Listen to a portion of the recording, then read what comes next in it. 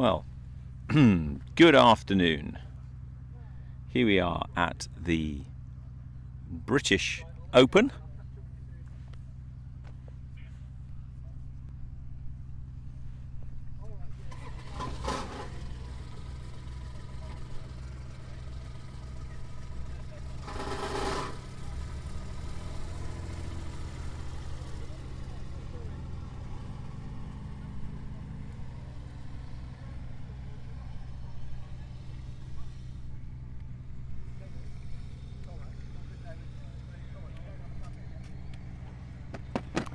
Good afternoon for the second session of the Friday, day 3 of the British Open and National Championships here at Sywell Aerodrome in Northamptonshire.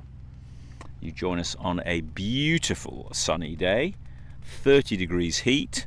Pilots already have been taken and tested to their limits with this morning's sequences at advanced and unlimited levels, and now we're going to start with the intermediate pilots flying. And the first pilot who is lining up is Blair Keane, flying a 330LX, an extra 330LX, 2-place extra. And you can see him there just lining up on the hard runway here at Sywell. Judges are ready, everyone's ready. Pretty good sequence they've got. This is an unknown sequence, and what that means is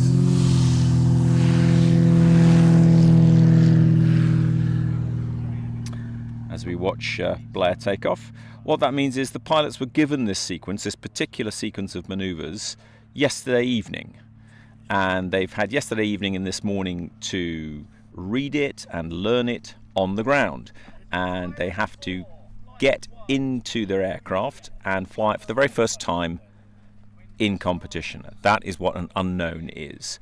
So it's manoeuvres that they are familiar with, but put together into figures and a sequence that is unfamiliar. So they have to learn it, work out where they have to be, what they have to do, and present it to the judges as neatly and as crisply as they can, exactly in the right place in this imaginary 1 kilometre cube that's in space in front of us, in the judges. The other thing that's going on is that Blair will, of course, being the first pilot up at intermediate, has to fly what's known as the low lines, which is, this is the disqualification height. This is the bottom, the lowest you're allowed to fly at the intermediate level. So he's now flying that across the box, just to tell the judges where the bottom is. So if anyone flies below this level, they are disqualified.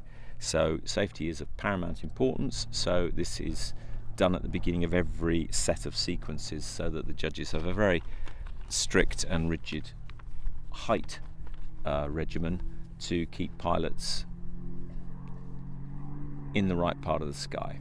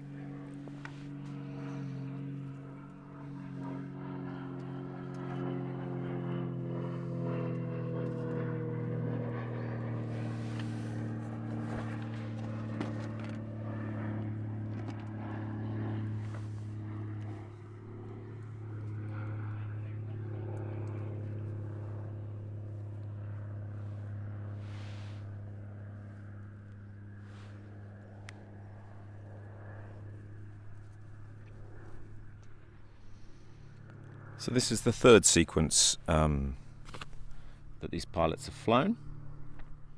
First one is called the known sequence, where they've practiced all year. Usually quite complex, but you can practice it. and then this is then the second sequence that they've flown, which is unknown.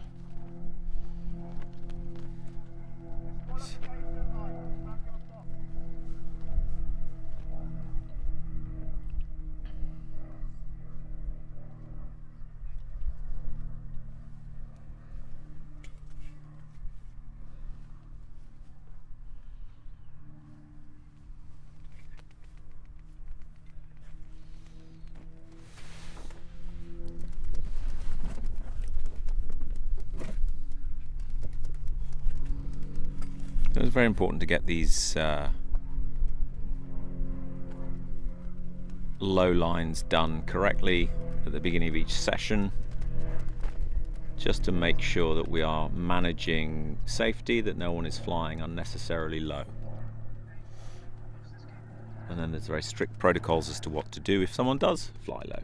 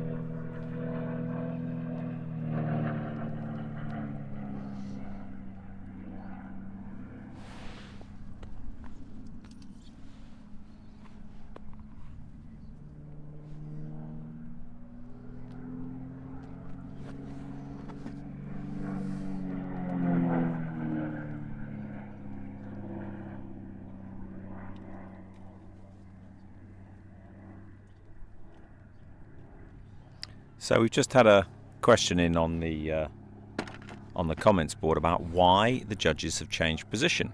Why does that happen? It's pretty simple, really. The sun. As you know, the sun rotates around the sky, and because it's a cloudless sky, if they face the sun, then they simply have sun in their eyes and they cannot see the aircraft. So if we were in the previous judging position, at this stage in the afternoon, the sun would be sufficiently in their eyes that they wouldn't be able to see the aircraft, and so we have to move. Now the sun is behind us, we can see the aircraft no problem. It doesn't happen often because usually in the UK we have cloud cover. Very high, but you get clouds and therefore the sun doesn't shine in your eyes. But that is why the judges changed position, and it does cause a lot of consternation for the pilots because they have to replan where they want to position everything. So that is a question answered.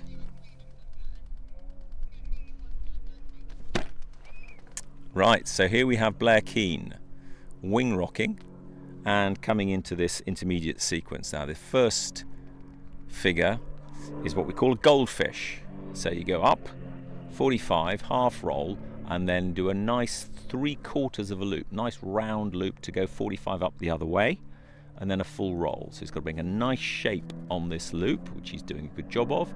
Stop on the 45, full roll, line after, and then push off level. Good job, Blair. Now a 4 of 8 roll, and then pull down into a down cube and up 45 with a 4-point roll. So there's a lot of rolls to put on this up line. So full power. 2, 3, 4, and keep a line, and then brake it neatly. Okay, now we're going into a spin, so it's nice and high. We're going into a 1.5 positive spin. So there he's going 1.5 to the left, end up facing backwards where he came from. Little bit of a spin stop there, which extras tend to do, and then a big looping section with a 4-point roll on the top. So he's got to keep this on axis. He's doing a good job and have enough speed at the top to be able to do clean rolls. 1, 2, 3, 4. Very nice. Now inverted, come back round for another inverted cube and up, and then it's a 2 of 2 on this line, so it can get confusing and an unknown. Same figure, different rolls. 1, 2, draw a nice line. Ooh, break it, and now half flick. Nicely done, and pull down with the 2 half rolls on the bottom. Blair's doing a good job of this. 2 half rolls, 1, 2, and then up into a stall turn with a half roll on the way up and a quarter roll on the way down. So this is going to change direction in the box. So a nice clean stall turn. Wait till the aircraft stop rising. Slightly too early if it was up to me. Quarter roll bit early. Got a long line afterwards. Oh, he's got lots of height there. Should have left that going down probably a bit longer. Straight back up. And it's repositioning. He hasn't got enough speed to make this go backwards in the box, so he's going to be very close. Then he's going to go 2/8 of a roll, and he's right at the front of the box, which isn't always the best place to be. And now he goes up 45, and he does 4/8 of a roll on that 45 line. Difficult for the judges to see when they're that close. That first quarter wasn't great, that first 1/8, and he's a bit shallow after. Pulling down, straight line. Hopefully he's got himself, yes, he angled that away, and he's a bit in a better position in the box. Now he's going to do what's called an avalanche, which is a loop with a flick roll at the top. So right in front of the judges, in the right place. Nice loop, and now a flick at the top. Bang. Nicely done. Good job. And then coming round, and now a half loop up with a half roll at the top. Very basic maneuver, but easy to get wrong if you don't nail it. Half roll. Nicely done. And now a rolling turn. Is he going to go away? I hope so. A rolling turn. That's it. So he's going to do a 180-degree turn, but roll the aircraft twice. So the first 90, there you go. He's slightly ahead, which is okay. And another 45. Roll rate slowing down a little bit. That's not great. These are complex things to fly. He's got a little bit lost there. Just on the end there. Nicely done. Wing rocks to say he's finished. So roller was a little bit wobbly, but actually the rest of that was pretty good. Got quite close for the spin. Needed probably be a little bit further away because these pilots are flying higher than the pilots who flew this morning. At the upper levels, they fly lower down. So when you're higher up, you need to actually be further away. Otherwise, the judges have to crane their necks. And if they crane their necks, they give you lower scores. Whereas if you're nicely at 45 degrees, comfortable head angle, you get better scores. It's simple biomechanics. Good. So lining up on the runway is Andy McKee. There he is taking off in his splendid Silence Twister. Now it's a very unusual aircraft kit built, and you'll see as it flies around, apart from its beautiful bright orange colour, it's got elliptical wings reminiscent of a Spitfire. Spitfires have elliptical wings, drag optimized. I believe its design takes a lot from the glider world, but obviously much shorter, much shorter wings, but still very slippery, so very low drag, and therefore he's got quite a relatively small engine in the front, but it's a small aircraft, very light, very low drag, so actually manages very well. It's not very fast in roll around the central axis, but very good aerobatic. I think it's perfectly good aerobatics for the intermediate level, which is where he's flying. So Andy will climb that up to the relevant height. He doesn't have to do low lines, he just has to do his half rolls. And here we see Blair coming into land. Nice close-up view of that slightly crabbed position that you always have to take in aerobatic aircraft. And then discovers he's going slightly too fast, but luckily it's a very long runway at Sywell, much too fast. Right, not his finest landing, but... And why do aerobatic aircraft come in crabbed like that, pointing nose slightly off the horizon? The answer is so that we can see. Very long noses, and you've got the nose slightly up when you're coming into land, you cannot see the runway, so you have to point it off to the left or right towards the wind in order to see the runway, and then you only kick it straight at the very last minute, and then cut the power, which I don't think Blair did enough, and therefore actually flew 3/4 of the length of the runway at 10 feet. But this is not a landing competition, this is an aerobatics competition. All highly competent pilots who can cope with landings and takeoffs, no problem. You may also be able to see some helicopters coming in. Sloan helicopters here based at Sywell, very busy helicopter FBO, and they have training and all sorts going on in the rotary wing section, but they're very well aware of what we're doing here at Sywell and are coming in from the south. They're coming in low level, so they're nowhere near what we're doing, and we're very well aware of them, and so is the tower, so all working smoothly here.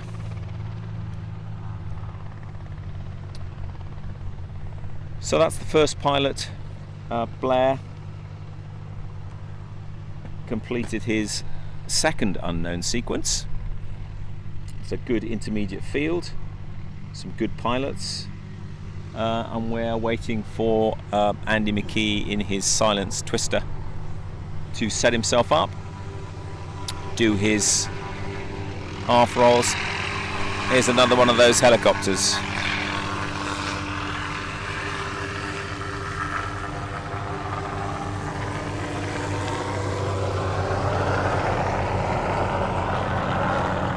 Another one of those helicopters heading off out the way, away from us.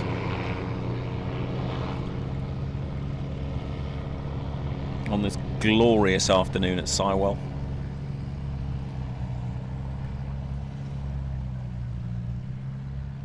Virtually cloudless sky, mild breath of wind, perfect aerobatic conditions.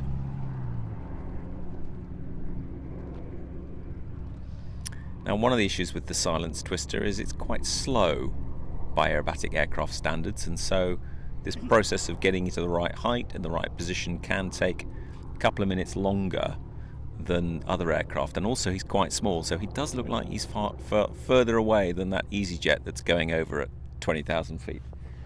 But he's not, he's a lot closer.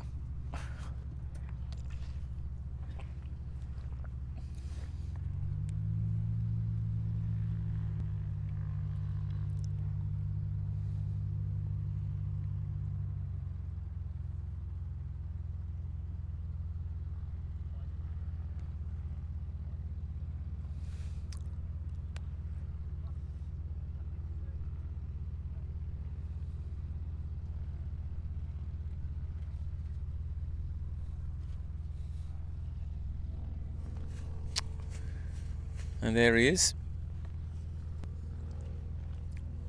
prepping himself.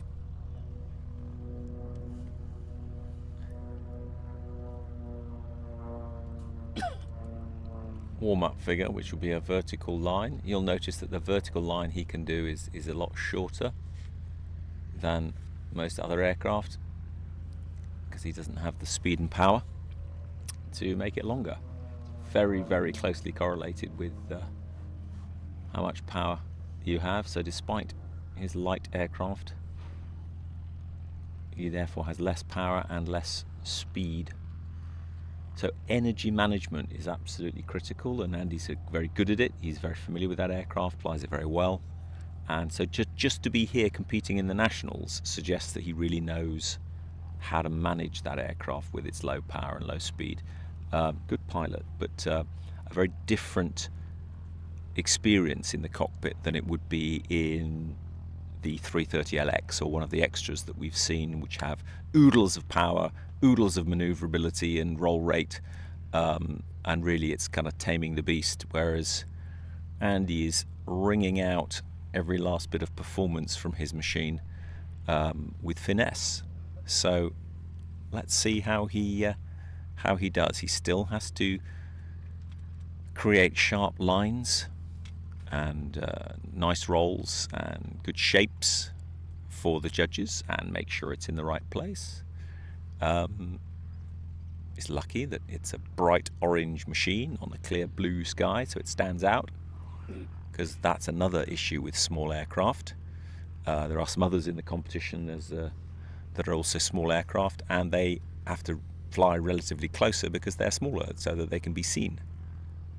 It's again a simple visual effect. The bigger the aircraft, the further away you can be to be seen. So here comes Andy, what looks like super high, but actually just a small plane at the same height as the other planes. So second wing rock, and after this third wing rock he will be, I'm assuming, diving in. No, he's going to go straight for it, and he's going to go up 45 into the goldfish, half a roll, and then pull it round nice and neatly, make a nice round shape. Okay, so he's made it quite a big shape, so he's got to replicate that and do a full roll. Nicely done. Push over, and then he's got to do 4/8 of a roll, 2 inverted and pull through.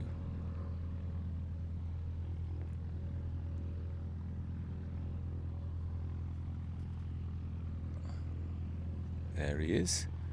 He can afford to wait between manoeuvres because he's flying at a much slower speed. Now he's got to get on with it and do a 4-point roll. 1, 2, 3, 4. Nicely done, nicely done.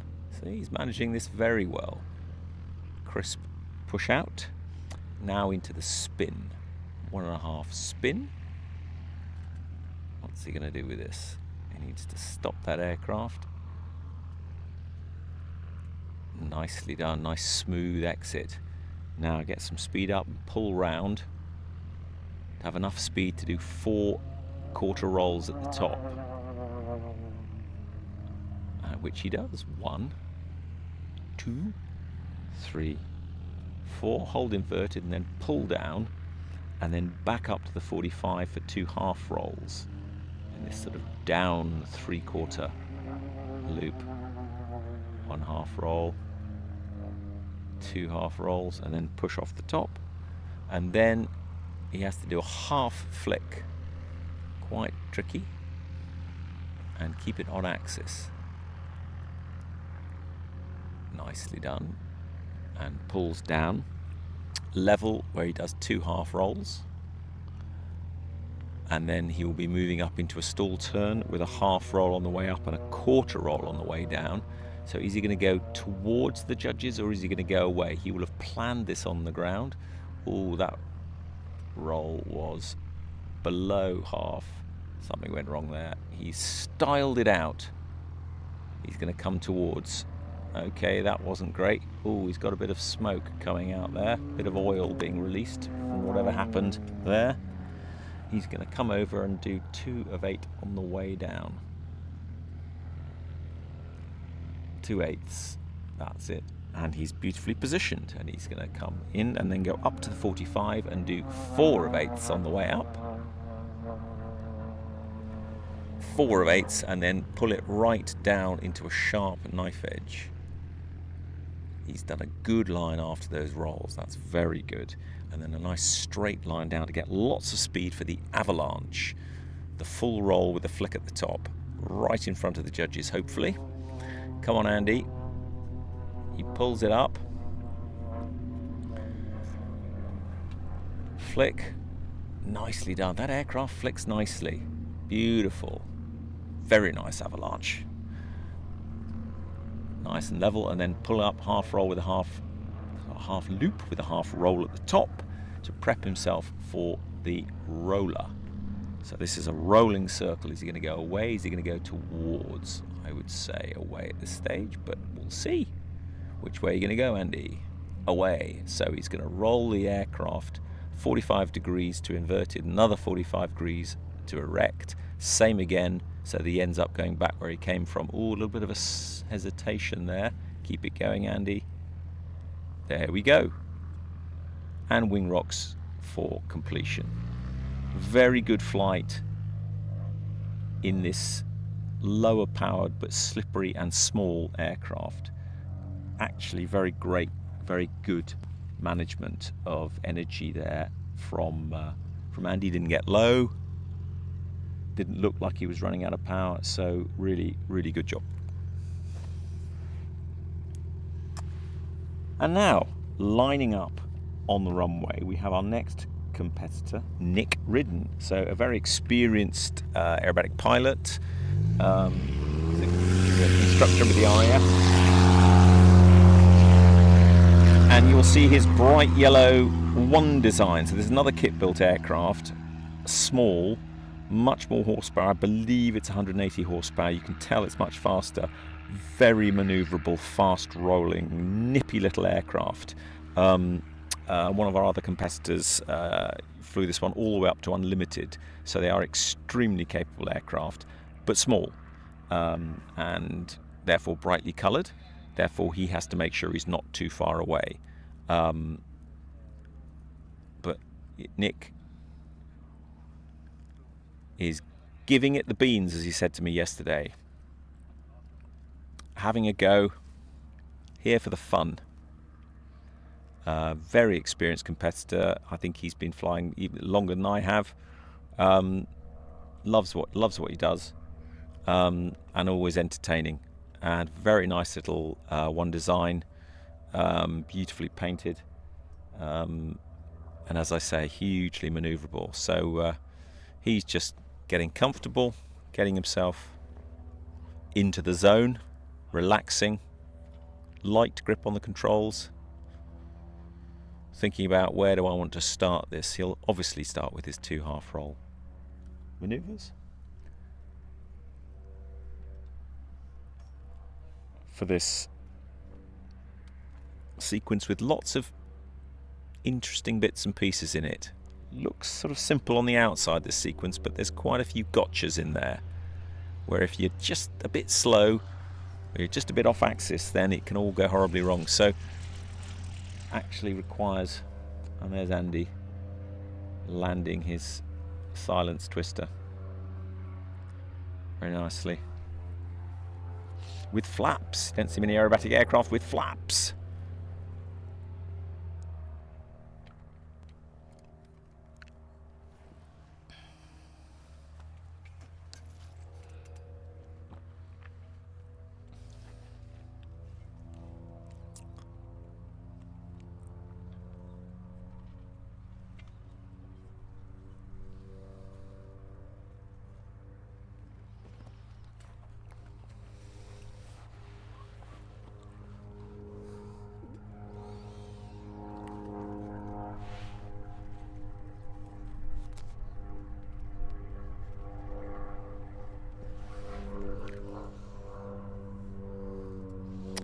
So as we wait here, where you can probably just hear Nick Ridden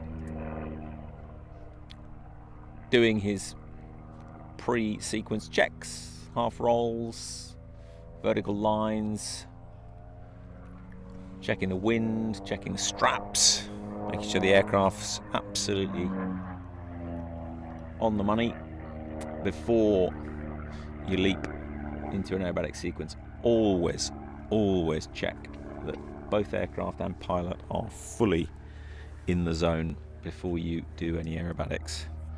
It's one of the basic rules of the Aerobatic Association. You don't just fly aerobatics in a hold my beer kind of way. It's not that sort of sport. It's all planned, meticulously and carefully. Heights, exit procedures. Where am I going to do? What am I going to do? What am I going to do if it goes wrong? Everything is planned.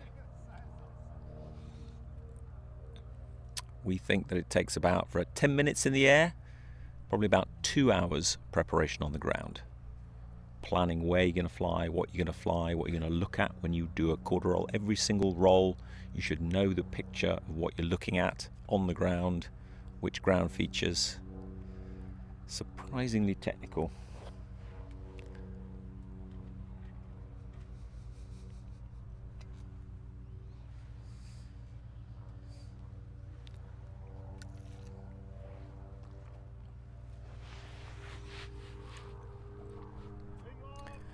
So here comes Nick, wing rocking and diving in to get some speed before he does the goldfish. Pulling up the 45, half roll.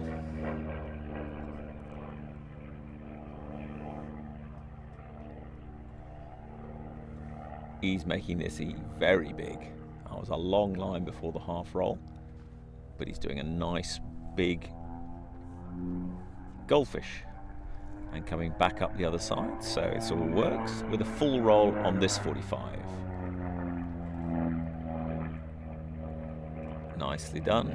Keep the line and then break the line to level, and then it's 4 of 8 and pull down and then back up to the 45 for a 4-point roll. So you need plenty of speed. He's in a good position, he's got good speed.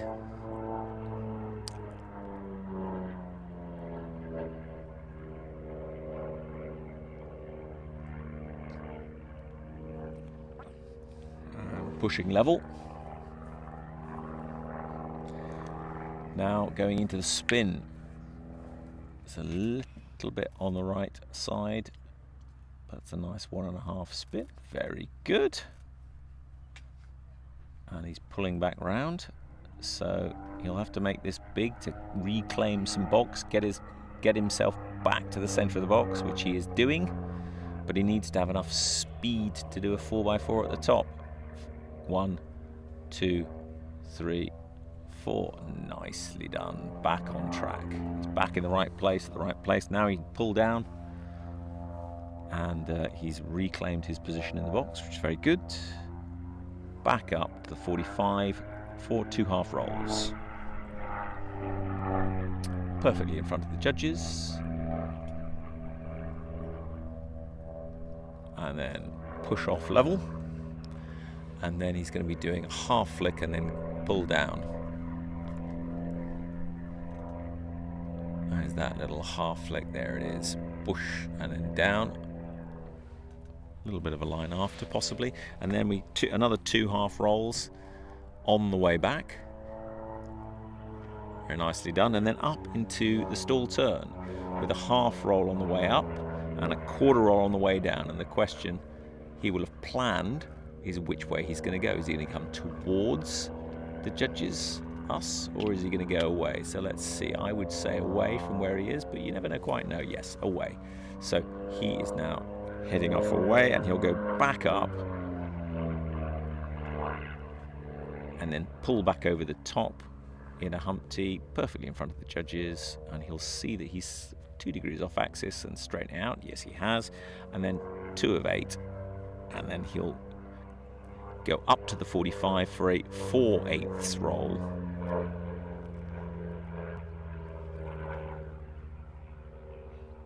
And then pull down sharp. Clean straight line to the bottom to get some speed and energy for the avalanche. So coming in, this is the loop with a full flick roll at the top, right in front of the judges. So he's perfectly positioned. Nice positioning for that. There's the flick roll. Slightly egg-shaped loop. Should have floated a bit more, but nicely positioned. Roll off the top, this is called, where you do a half loop up and then a half roll to set yourself up for the rolling circle, which, as we've seen before, is a 180 turn with 2 complete rolls. So every 45 degrees you turn, you have to do a half roll. Always coming towards. Interesting. That'll put him right on top of the judges, I think. I would have gone the other way, unless he can push it back. Come on, come on. Very close. Wing rock, wing rock, wing rock. Yes, that is right over the judges. Maybe would have gone the other way, but small aircraft. Well done, Nick. Very good job. Very good job. So whilst he lets his cylinders cool down, gets his head back in the game, he will be calling the tower and telling them his sequence is complete, which cues the next competitor to line up and take off, which will be Tom Gamage, I think. Tom Gamage in India, Lima X-Ray, the extra 330LX from Ultimate Aerobatics, which we saw performing in the advanced. And now in the pilot seat is Tom Gamage, who is going to take it skyward and show us what he's made of at intermediate.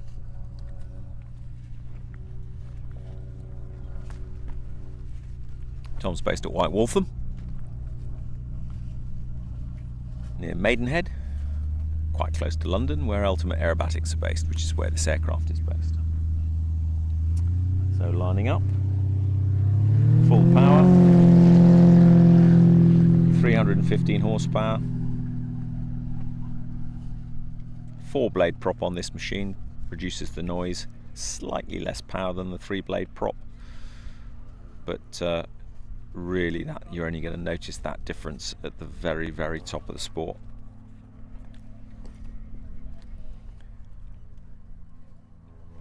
And even then, some would argue it's not really material. So, 4th competitor at the intermediate has just taken off. And whilst he manoeuvres himself, we can watch Nick coming to land in his one design, his lovely yellow one design. That slightly crabbed position, as I said.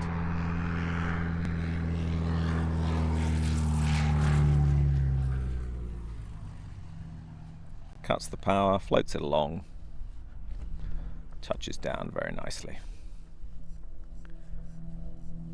Hopefully he won't mind me calling him an old pro when it comes to things like that.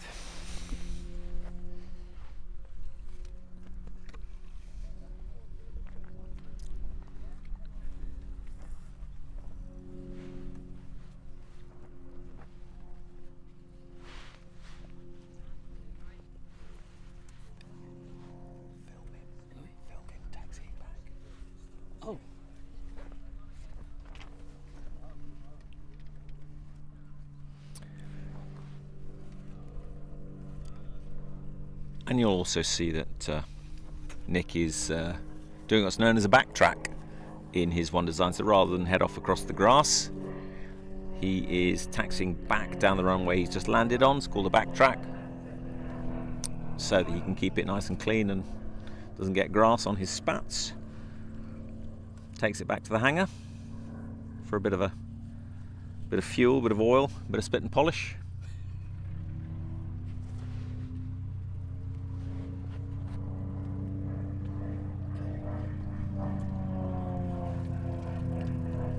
Machine glinting in the sunlight,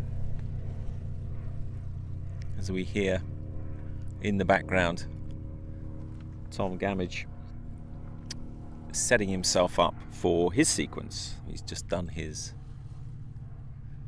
safety checks, his half rolls, and now repositioning himself to dive in to get some speed for this intermediate unknown. Tom's another young pilot, doing very well, learning the sport.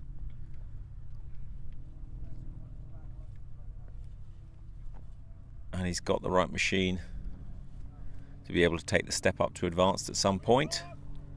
And here he comes in. Second wing rock.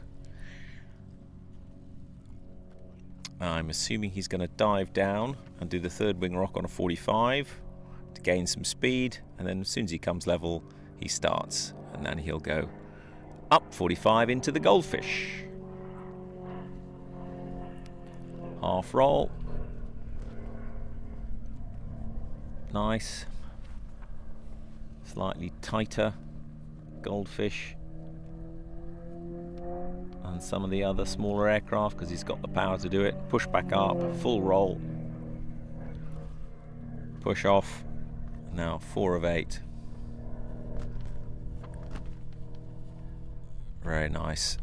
Larger aircraft than the last two, much easier to see. And now he's got to have enough juice to do 4 quarter rolls on this 45.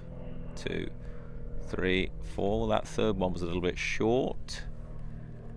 Pushing off square, and now he's going to go into the 1.5 spin. So he cuts the engine without climbing and spins facing back where he came from. I think he needs a bit less backstick in that. Anyway, he is coming up and we'll be doing a 4x4 at the top.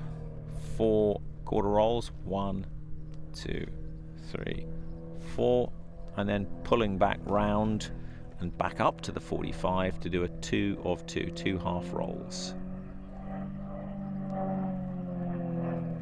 Very good. And then pushing off, and then on the level he'll be doing a half flick.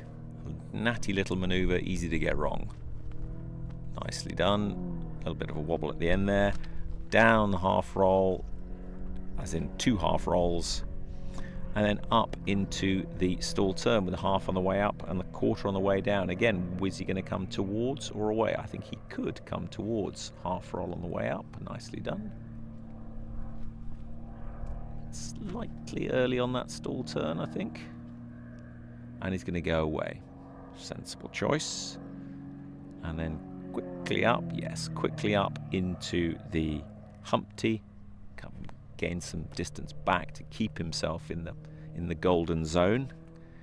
Close but not too close. And then 2 of 8, and then away, and then he goes up to the 45, and we do 4/8 of a roll. 1, 2, 3, 4. Hold the line, and then pull down sharp into a knife, but it's got to be quite short because he's quite low. There you go, short. Now he's got power for the avalanche.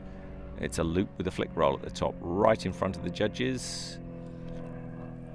There's the loop. Where's the flick roll? Bosh. Good. Slightly early. Better shape on the loop than some others. Good. And now roll off the top. He's keeping himself nicely on axis, which is good.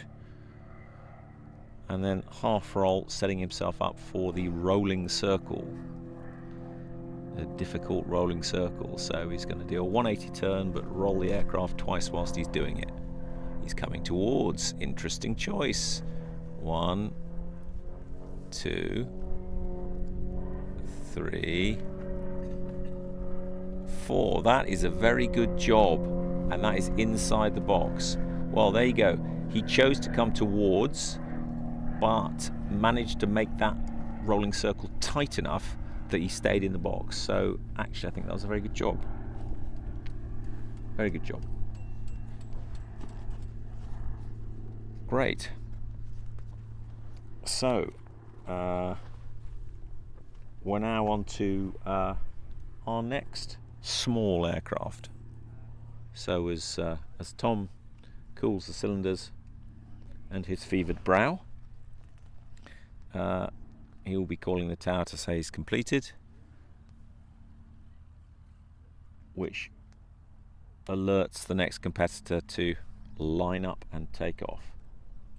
And that would be Stuart Baylis, who is taking off from the grass. and he is also flying a One Design, these small kit-built aircraft, highly manoeuvrable, 180 horsepower. This one is the red and white one, also based at White Waltham. Great little plane. Let's see what Stuart can do with it.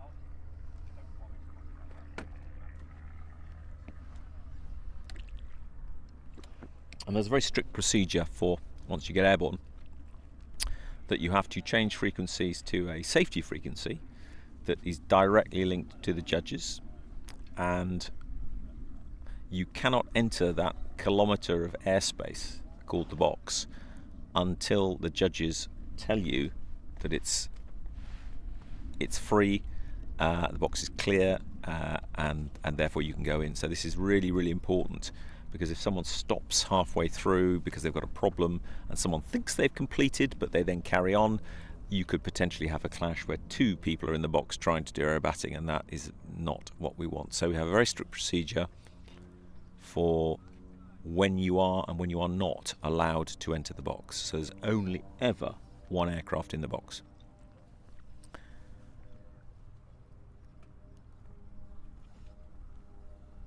So actually, the One Design coming down to do his safety checks.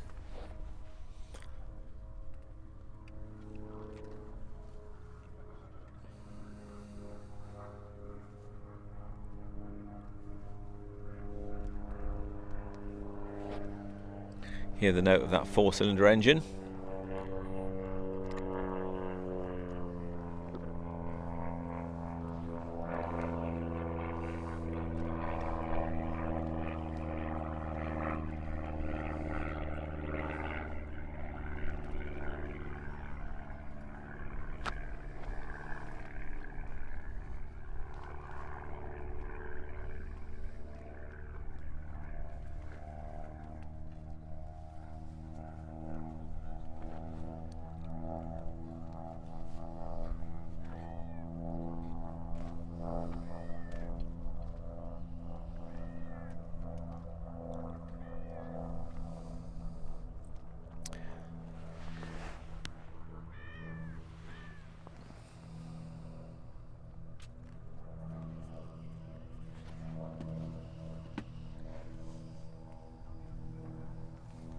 So as we wait for Stuart to get into position, I think he's going to do a warm-up manoeuvre. We might be able to see, yes, we can see Tom Gamage bringing in the 330 LX into land with that crabbed procedure. And here we have the One Design getting straight into it. Up into the Goldfish, half roll, and pulling round, making a nice round shape, and back up to the 45 for a full roll.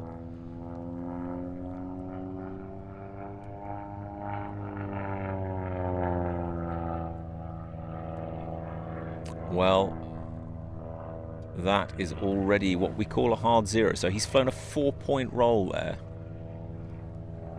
and that is not what's on the sequence card. The 4-point roll happens now, so I wonder what he's going to do. Is he going to do another 4-point roll or just do a full roll at this point?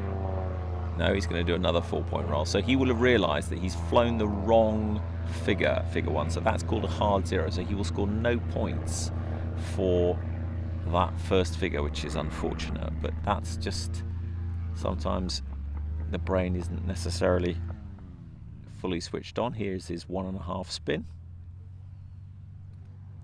slightly over rotated, pull it back together again. Stuart pulling round. You need to have enough juice to do 4x4 at the top. He's quite far to the right. 1, 2, 3, 4. Now needs to pull it down. Yes, that's all right. And pull it back up with a 2 of 2, two half rolls on the way No, he's flown the wrong figure there. That also is the wrong figure because he's went flat at the bottom. He's pulled it back, but the judges will have seen that. Now he needs to do a half flick. Okay. This is the one that's flat. He seems to be getting a figure ahead of himself. 2 of 2. 1, 2, and then up into the stall turn with half roll. Half roll and then quarter on the way down. Ooh, okay. Very late on the half roll. And very early on the quarter roll. Oh no, he's going to wing rock. To be honest, I'm not sure what's going on here. Ah, yes.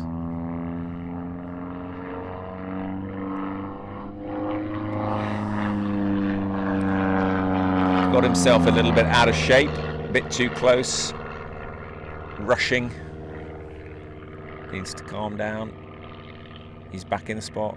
Now pull down, keep it straight. That's it, good.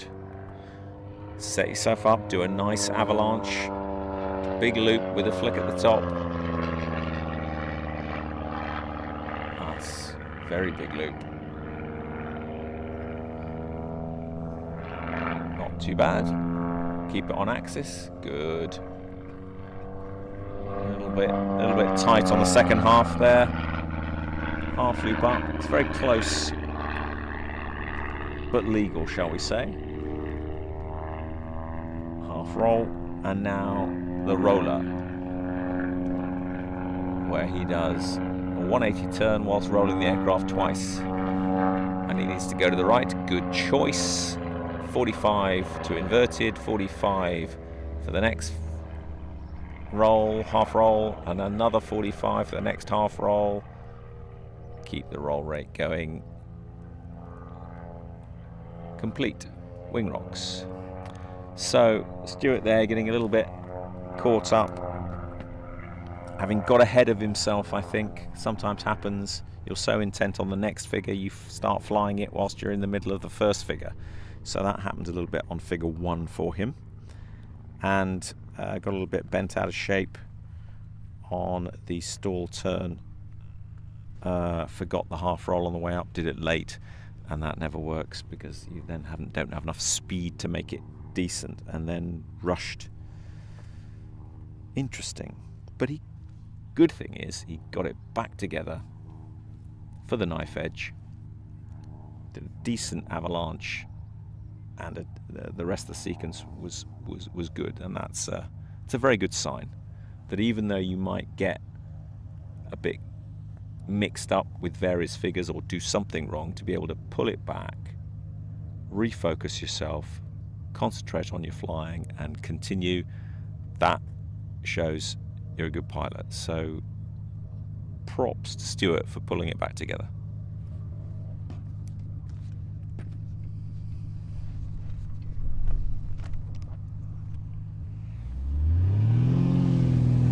And here we are taking off. Phil Massetti in another 330LX from British Aerobatic Academy over at Fman. Massetti's been flying aerobatics for a long time.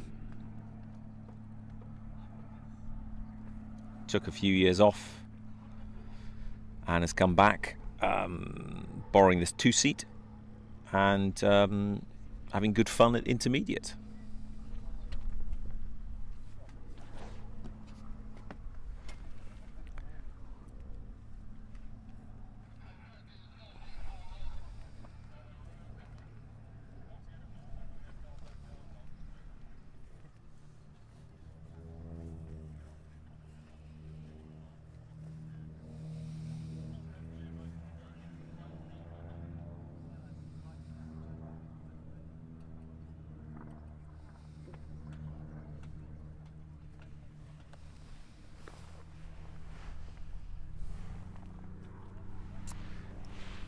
And here we have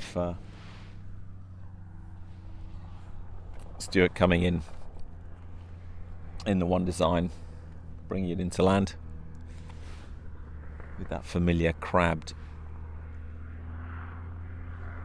position, just nose slightly off to the right towards the wind, and he's going into the grass runway, just the other side of the hard runway.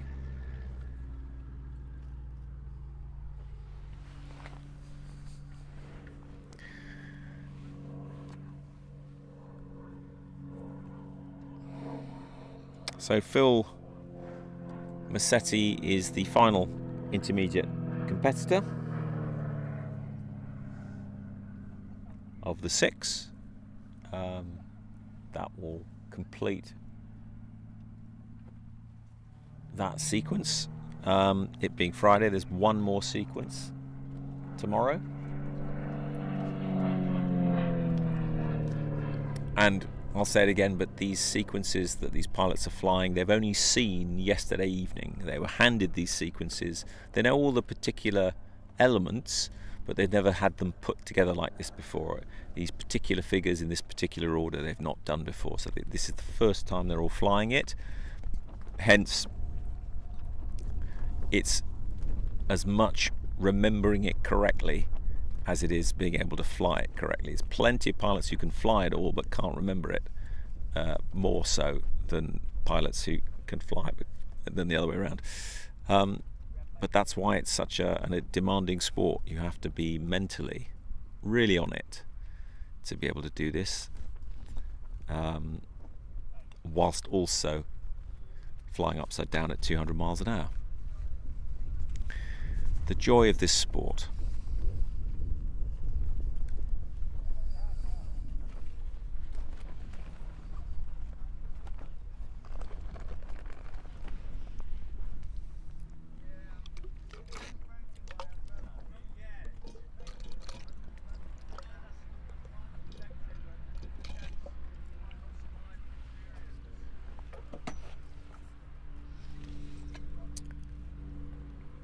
So, here we come. Phil Massetti's wing rock. He's starting off really quite early in the box. Half roll for this goldfish. So he'll be creating quite a big loop, I suspect. Quite close into the judges. Slightly different strategy to the others. Going back up to do a full roll on the 45.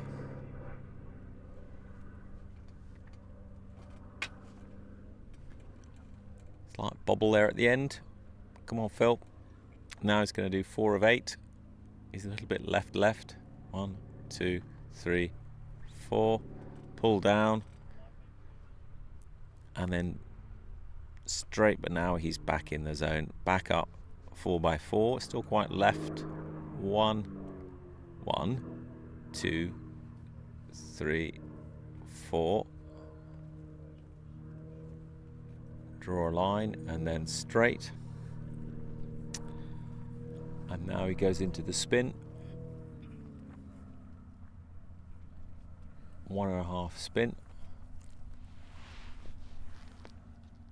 waiting for the aircraft to stop flying, which with an extra can take a while. Oh my goodness, he's done a 2-turn spin. What's he gonna do? He hasn't noticed. 1, 2, 3, 4. So he's now flying this the wrong way.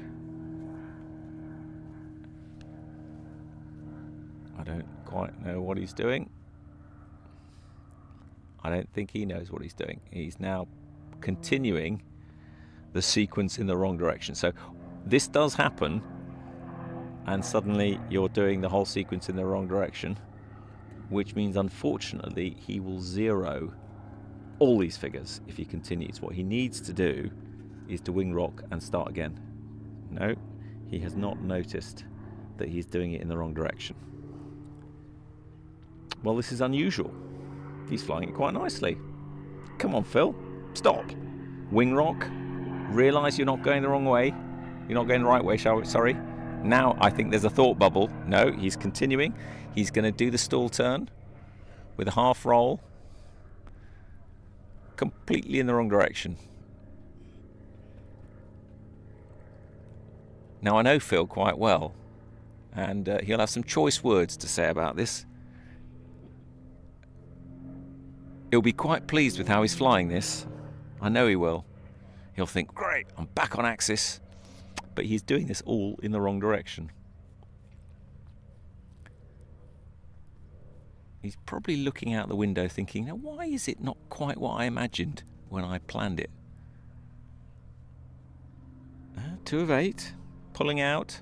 Are we going up to the 4, up to the 45? 4 of 8.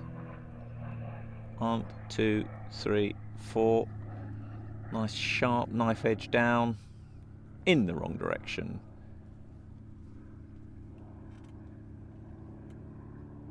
Pull back across the box for an avalanche. Come on, Phil, do us a nice avalanche.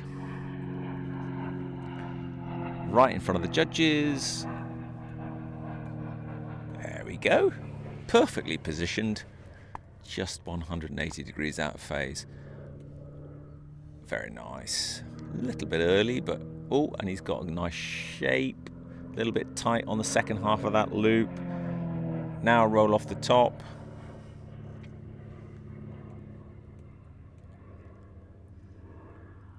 He's going to be kicking himself. Half roll. And now he's going to do a roller. And he's going to wonder why the picture is the way it is. And he should be going away. So rolling to the left.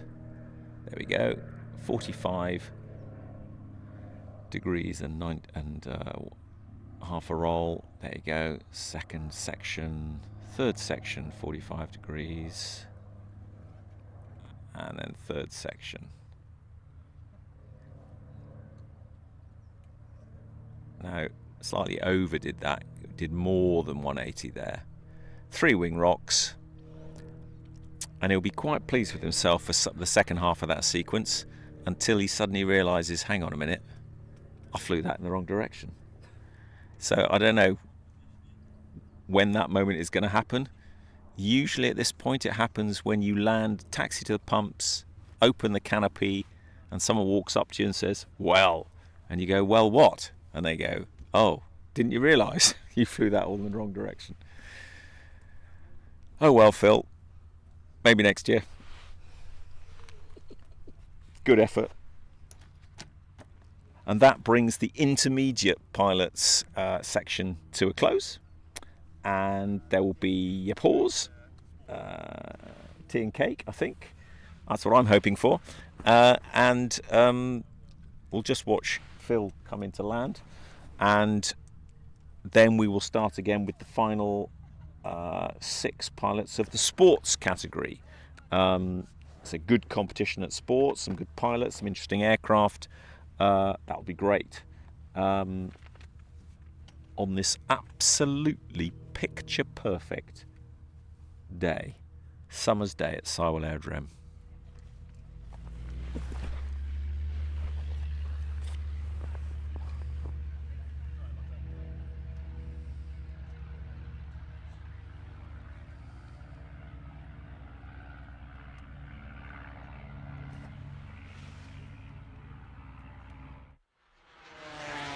Brought to you by Tele2 IoT.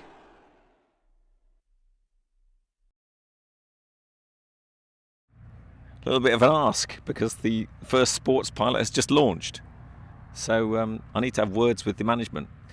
There should have been a tea break, but I think we're cracking on into the sports. So what's good here is that this first pilot at sports, Thierry Schmidt de la Brelli, as we watch Phil Massetti come in. At least Phil is landing on the correct runway in the correct direction. He won't mind me saying that. So, sports pilot Thierry is flying a Pitts. So it's the first, I think it's the only Pitts in the competition, which is the classic aerobatic biplane design by Curtis Pitts, an American who designed it in 1930, I think for one of the original aerobats back in those days called Betty Skelton. And it was, people laughed at it because it was such a small aircraft, but such a good design, such a naturally capable aircraft that it is still being built and flown competitively today. This is a 1930s aircraft. Now what you'll also see is the second competitor, Toby, is just taking off in his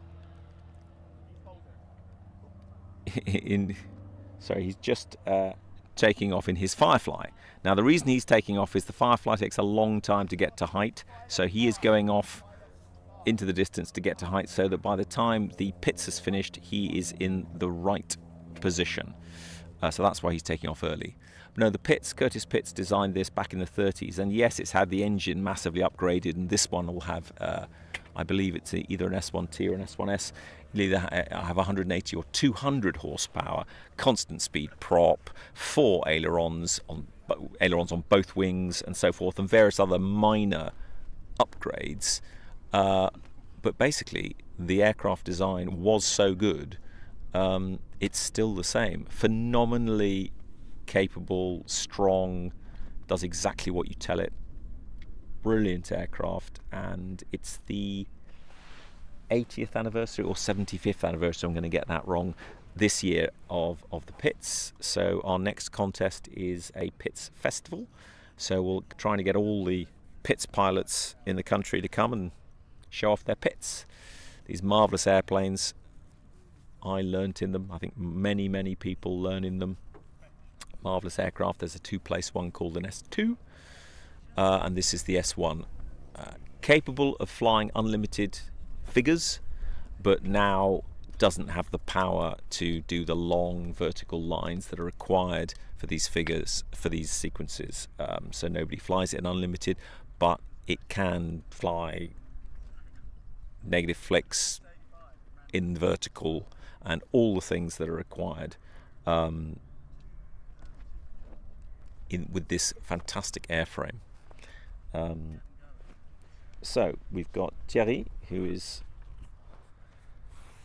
commanding his Pitts and will be flying the sports sequence. So this is the first level at which we do national competitions. We all started here, the basics, and it's where champions start.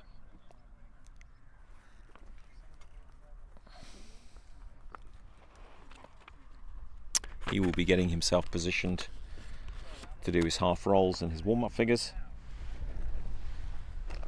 Doesn't matter whether you're an unlimited world champion or first-time sports, you always have to do your safety figures.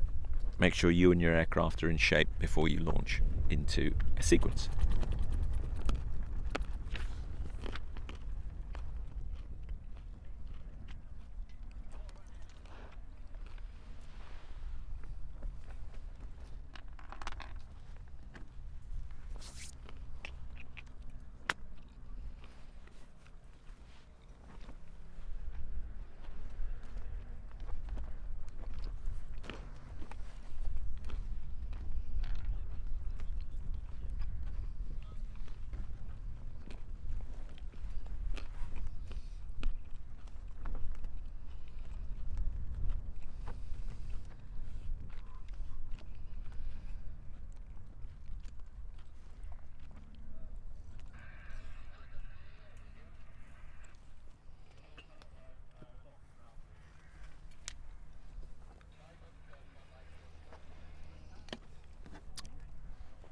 So I believe the all clear has been given to our first competitor, to Thierry. That the box is now clear and the judges are ready. Judges have to make sure they have the right paperwork so that they're looking at the right sequence.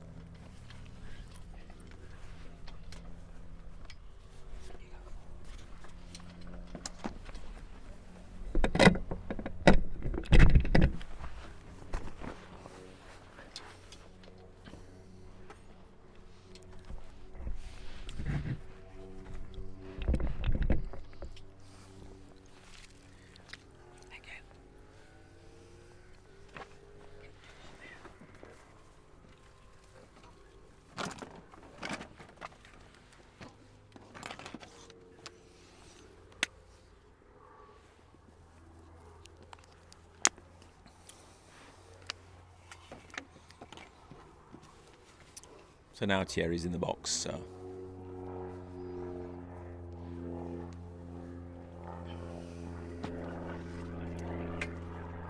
Flying his warm-up manoeuvres. That characteristic pit sound. 4-pot, 4-cylinder engine.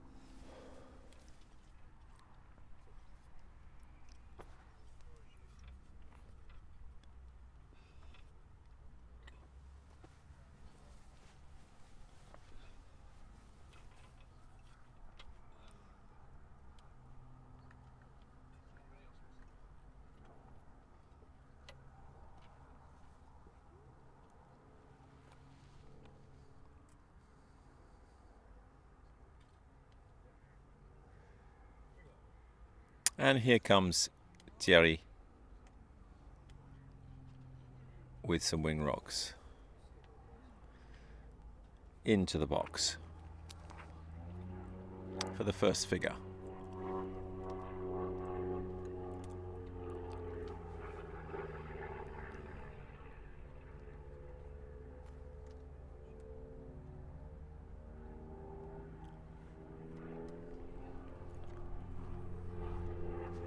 Very nice loop. 45 up with a half roll.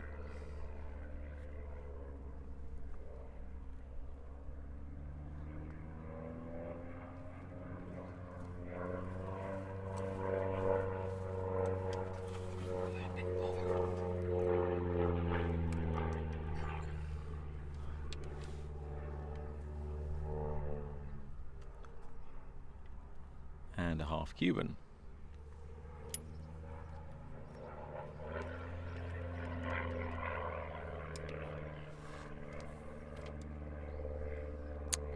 Make sure it's a good stall turn at the top. Coming back down, make sure it's vertical. Coming back across, he's keeping it nice and centered actually on the box. Half roll on the 45.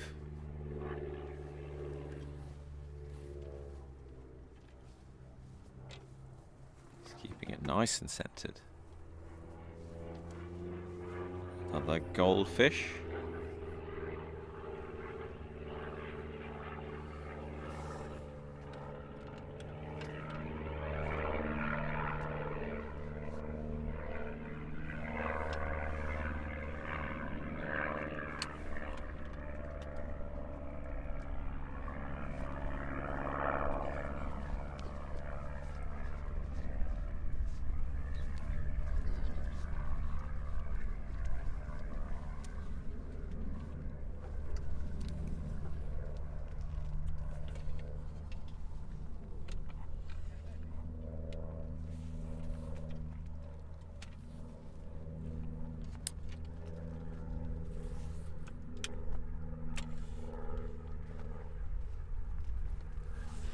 So it looks like Jerry has wing rocked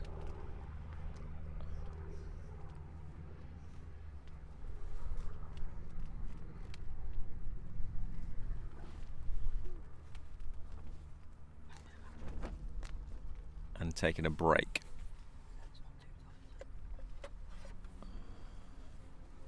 So he's coming back in, having taken a break. So a very sensible thing to do if you're confused or don't remember what comes next or need to reposition. And you simply do the wing rocks.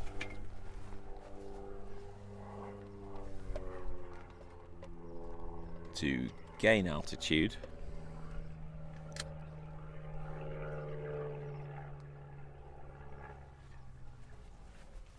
For the spin.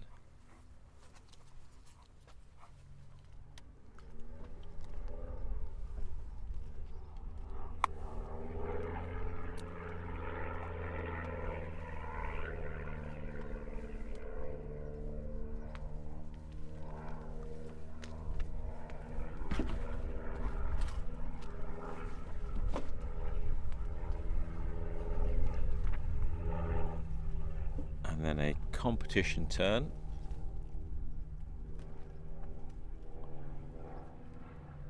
.180 turn, harder than they look.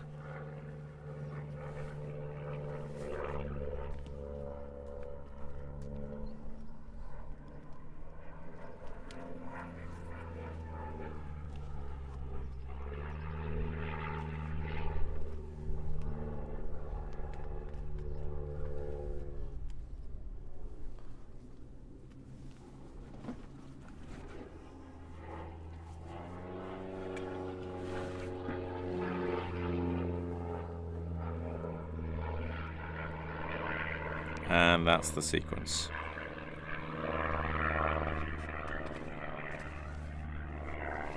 So, simple sequence, but still plenty of gotchas in there. So, Thierry slightly confused us by taking a break after the goldfish.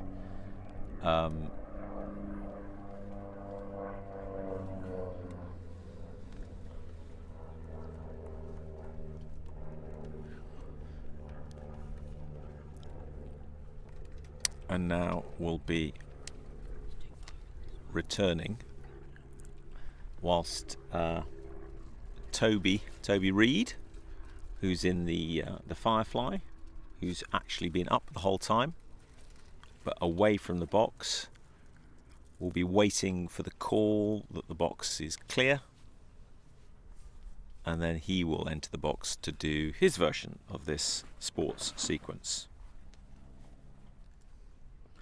With a one-turn spin, rolls off the top.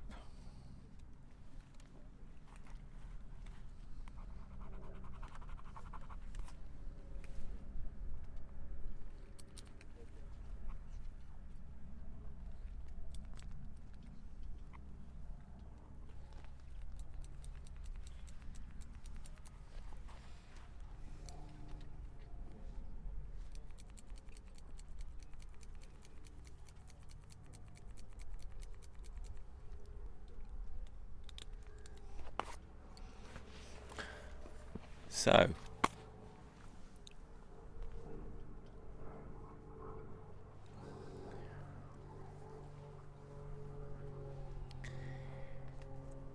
we now have the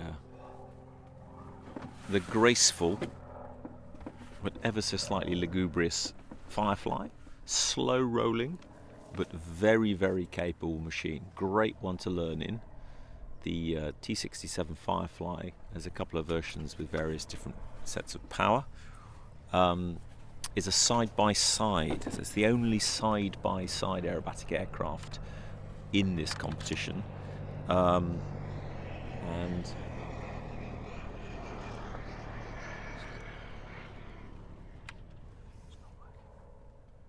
it does offer very good place to start learning aerobatics, where you can see what your instructor's doing with the hands, because most other aerobatic aircraft two-place are tandem seats, so you tend to sit in front of the instructor, so you can't actually even see them, you can only hear them.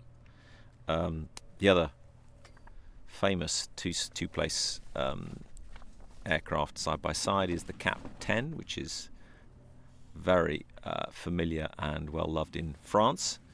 There are a few in the UK, but they are all wooden construction. But they are all wooden construction, which gives them a certain shelf life. But again, very capable aircraft, great trainers for side-by-side training. And I believe the Aura company in France is designing a carbon or an updated version of the two-seat side-by-side, because it is a great way to learn side-by-side. And so this is the British version. It was a RAF training aircraft. Now they're all private. Various companies have them. Very reliable, capable, durable aircraft.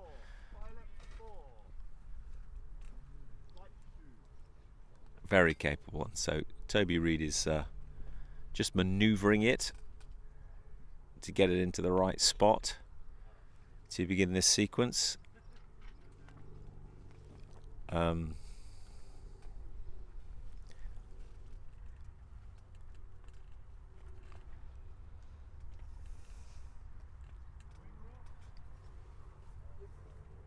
And here he is with the wing rocks, diving in to perform the loop. Little bit early, I would say, but no problem. Nice graceful loop. A little bit more float on the top there to keep the shape nice, but on axis, and up into the reverse Cuban. Slow rolling, but he's keeping it nicely on axis. And then pulling round and through. Smooth with precision. And then the Cuban, non-reverse. Where you loop first and roll second. Here's the looping section. Comes down to a 45, half roll. Big long wings. Doing a good job, keeping it on axis, using his feet. Pulls out level and he goes up into a stall turn. He's keeping this nicely in front of the judges, which is very good. Nice vertical line. Just need to, keep that vertical line going down on the way out. That's it. Very good. And now going up into the goldfish, which he needs to get on with. 45 with a half roll on the way up. And then pulling it back round all the way up to 45, going up the other way.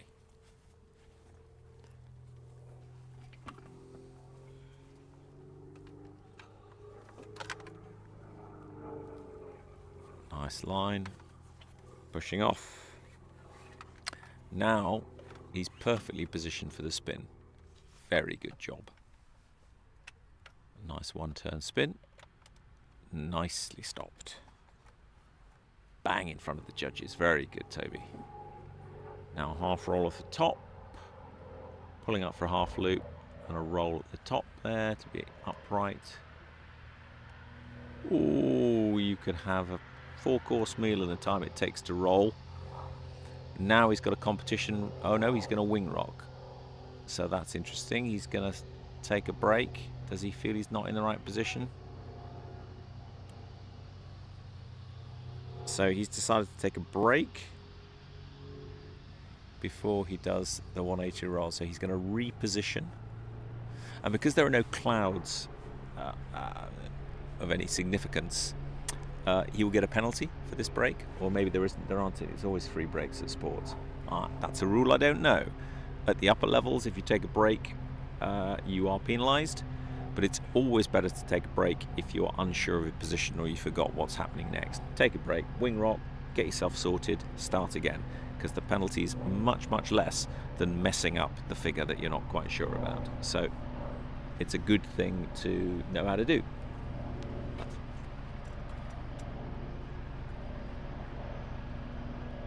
And it may well be that he's spending the time to reclaim some height, because that is the issue with the Firefly, as well as those slow rolls.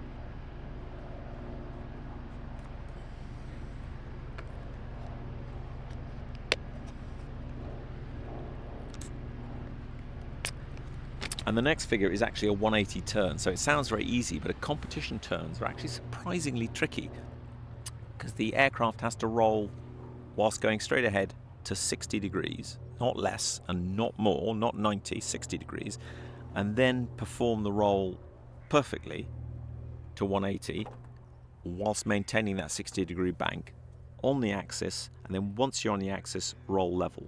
So it has to be very coordinated, feet and hands. So the rudder and ailerons need to work, and elevator, to keep you level, to keep the wings at the right attitude, and to make that turn look smooth. So they look very smooth and effortless, but they are not. They are quite tricky to do. And the ones that you get at the next level, at intermediate, are inverted turns, where everything is reversed. So you're going upside down and doing a 180 turn. Those are really difficult, surprisingly difficult. So here comes Toby, setting himself in. He's higher and he's further away, so he's repositioned himself, ready for this roller. Not roller, 180 turn.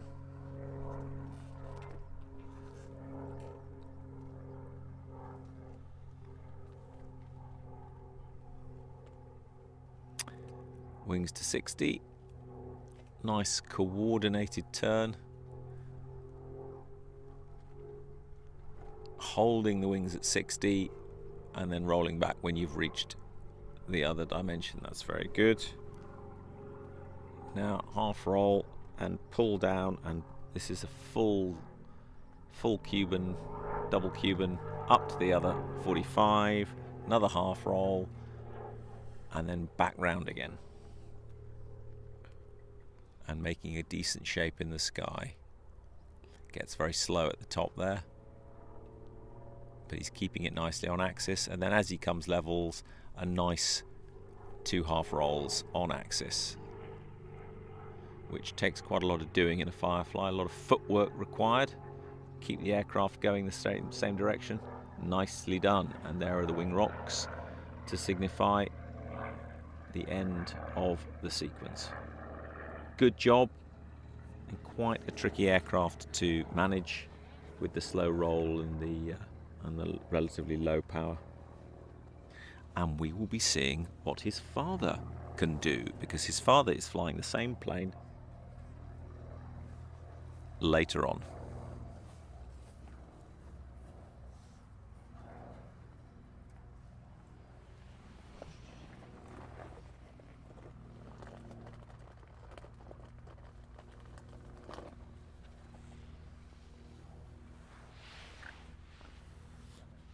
So the other thing you will notice about the Firefly as you watch him come in is this is a nose wheel aircraft. So this is the only aerobatic aircraft I know of, properly aerobatic aircraft, that is a nose wheel aircraft. So he doesn't have to do the crabbing that everyone else does when he comes in to land. But he's doing it anyway. Oh, he's got flaps as well. He's got lovely flaps. Great job. Much better. Brought to you by Tele2 IoT.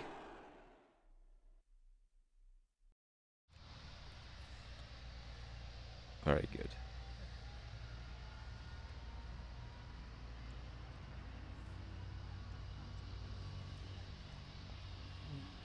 Coasts down the runway. It's the cue for our next competitor to line up.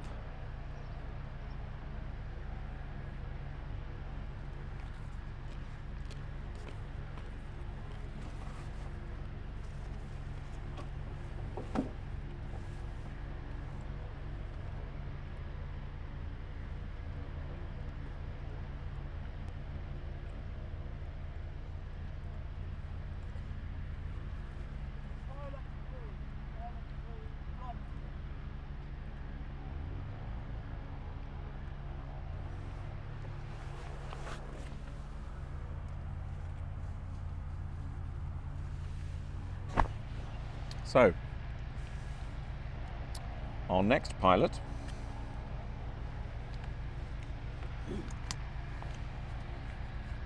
actually has the opposite problem. So, almost from the ridiculous to the sublime, or the sublime to the ridiculous, from a plane that struggles with power, so has to have extra minutes to climb and roll, we moved to John McCarthy, new to the sport, doing some good coaching with very good coach, so should have lots of fun. He is flying an Extra NG, so this is the latest in the line of the Extra aerobatic aircraft. This is an unlimited capable all carbon two-seat aircraft. Unbelievable machine. It will cruise at almost 200 knots. It's got leather seats, heating, and is fully unlimited capable. Has an awful lot of machines, 6 cylinders, a real power machine. Beautiful, beautiful aircraft. So his issue is actually keeping the speed under control and not disappearing into the stratosphere, and keeping it under control.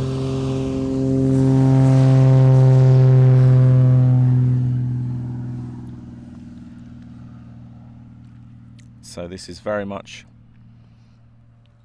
2020 technology that's competing with 1950s technology.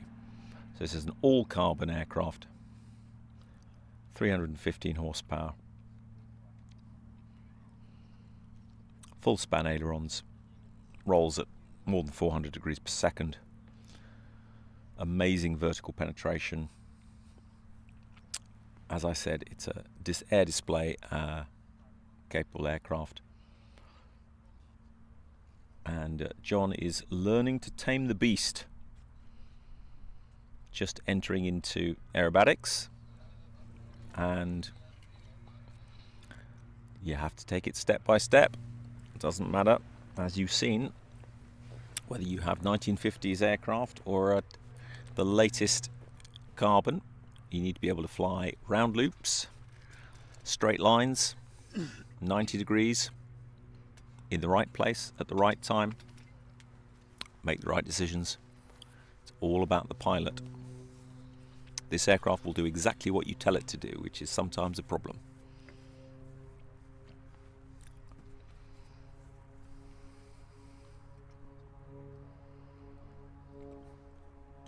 But John enjoys it, as do we, watching him fly.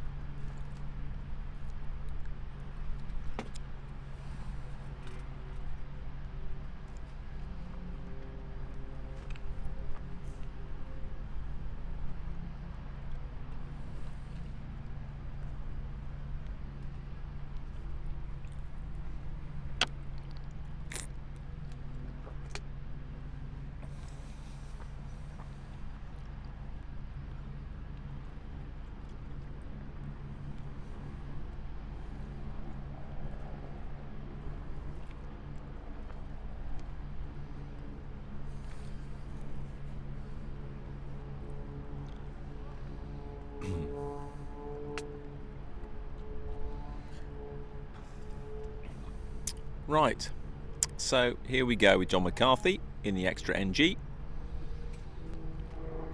Starting with a loop. Nice round loop, please, right in front of the judges.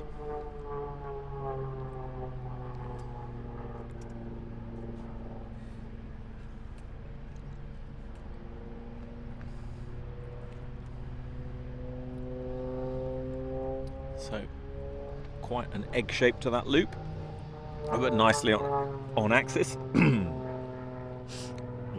Reverse Cuban, half roll. You'll notice much bigger radius of all these figures. He's got the speed and power to do it. Comes back down to the 45, to the level, and then does the Cuban, where you do the 3/4 loop and then roll. Back past the judges, nicely timed.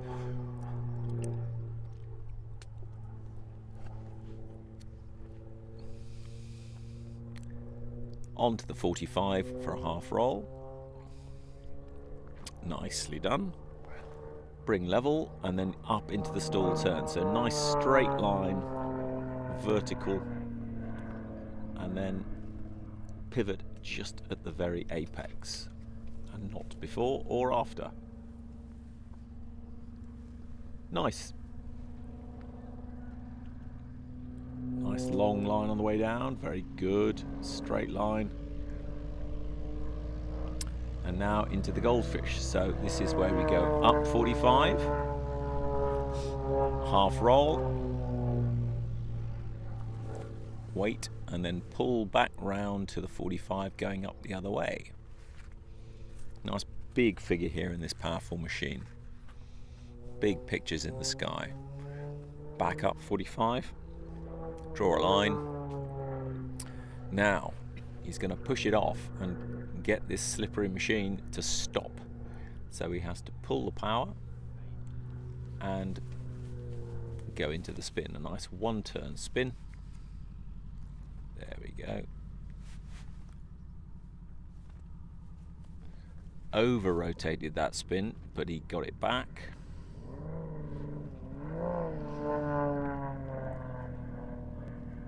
So that's just practice. He's doing a roll off the top. Just practice about when to put those out spin, or rather those spin removal controls in. Can be quite disorienting. So now the competition turn, the 180 turn. Is he going to go towards or away? He's quite close. He's thinking about it. He's decided to come towards. You're going to have to pull it pretty tight.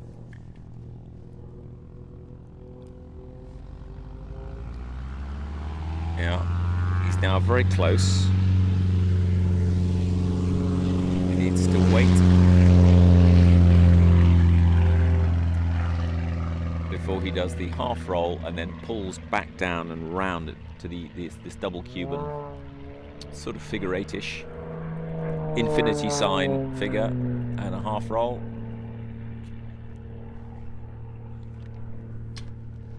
Very late for that half roll. He might have forgotten that. He's still very close, but he's still in the box. He needs to try and move himself away, and then two half rolls. 1, 2.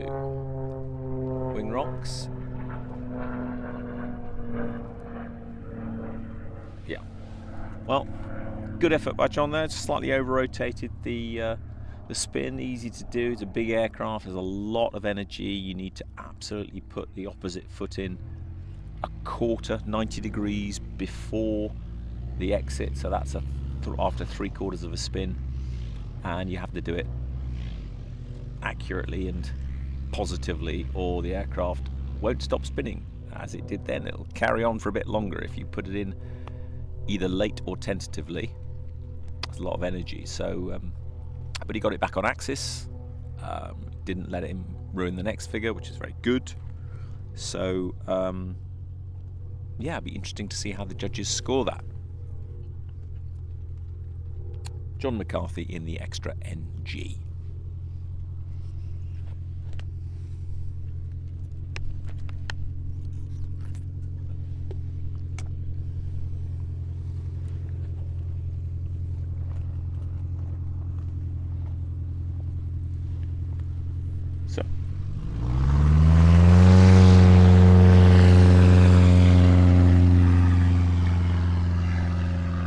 one of the locals taking off. 2 up. Definitely not part of the competition if you're 2 up.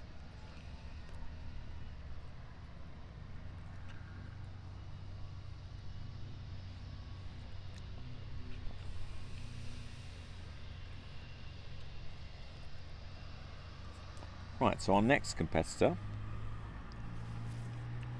is Arkan, flying the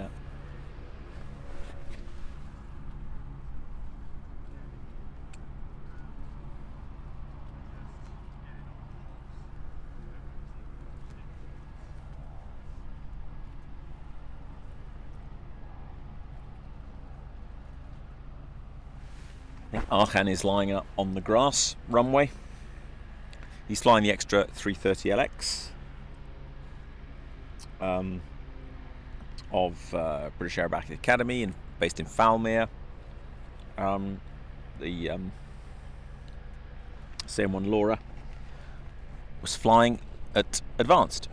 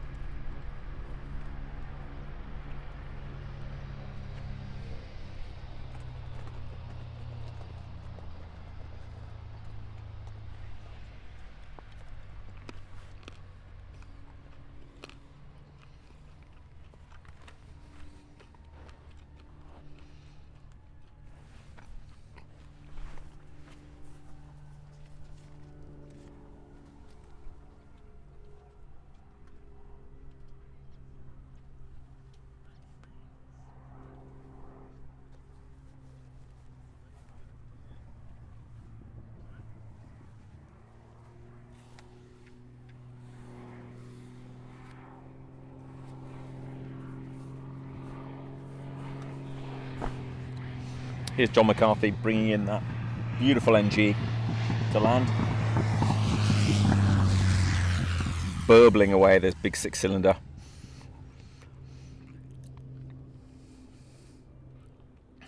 Enjoying the long tarmac smoothness of the Sywell runway, which isn't always the case. Many general aviation airfields around the country where we have to put up with bumpy grass strips in many places. But here we have a delightful airfield with both grass and tarmac, which makes for a very, very good session.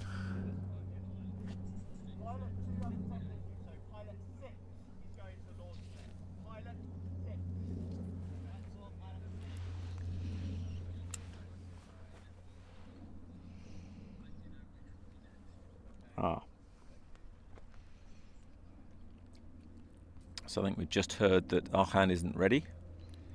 So we're going to have Rich Gale flying another one design, the red and white one design that was flown at intermediate by Stuart Baylis. They share the aircraft, based at White Waltham.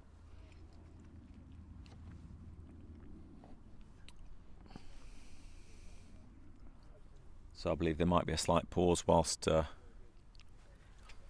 many reasons why there's a slight pause. Either Arkan's not happy with the aircraft. When he's done his run-ups, maybe there's a little problem.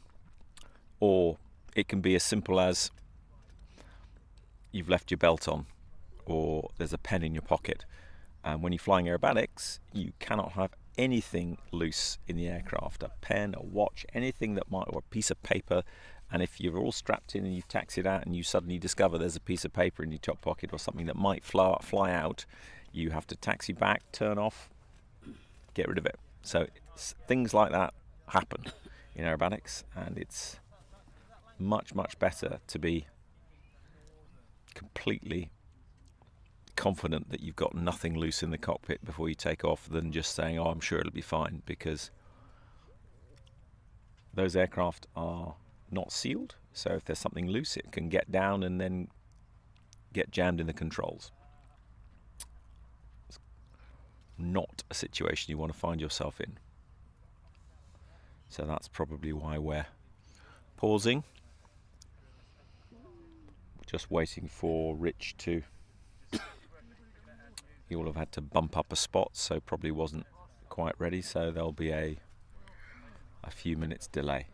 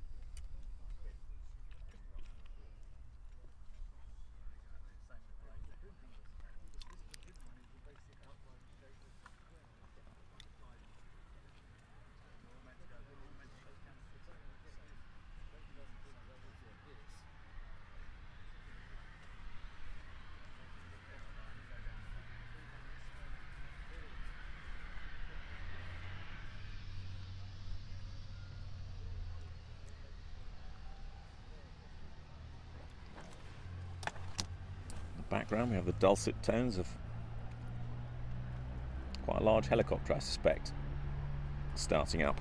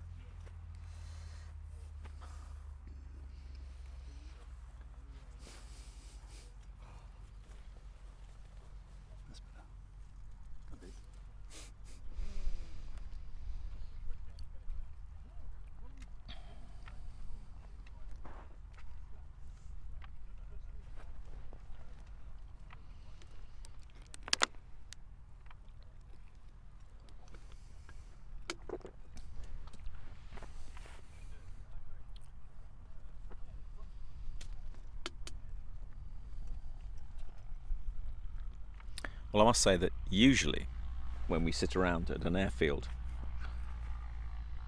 not doing anything during aerobatics, it's because there's too much cloud or threat of rain or too much wind. So it's extremely unusual to be sitting in a beautiful airfield with absolutely picture perfect sky, just waiting for pilots to strap themselves in and get themselves ready. It's a great privilege. So seldom does this happen, but we're not complaining. And we very much hope that this weather will continue for the next couple of days, because we've got a real contest on our hands when we will most likely be able to fly all the sequences as planned, which hardly ever happens. So we are delighted to be blessed with such great weather. Judges are taking a well-earned break. I can see biscuits being handed out, water being swigged.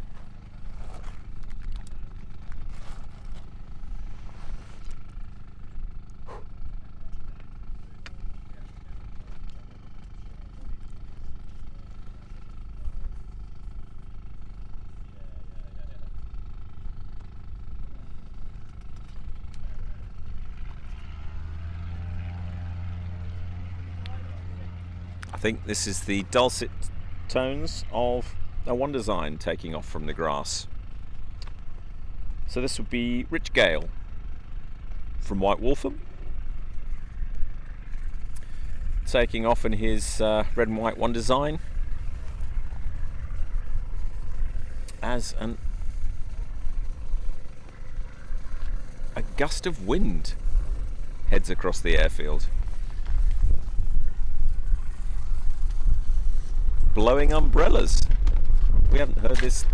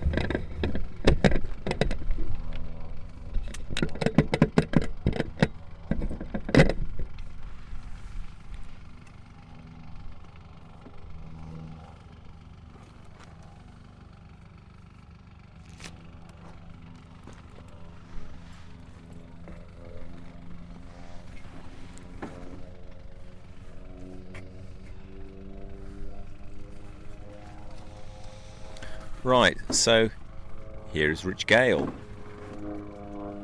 getting ready, tipping in for his sports sequence in the one design.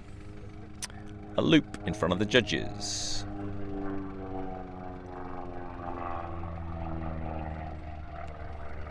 No, he is not doing that. He is doing a warm-up figure.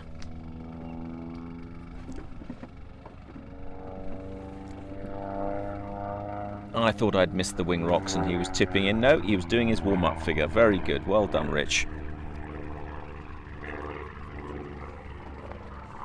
Next time round, he'll be coming in.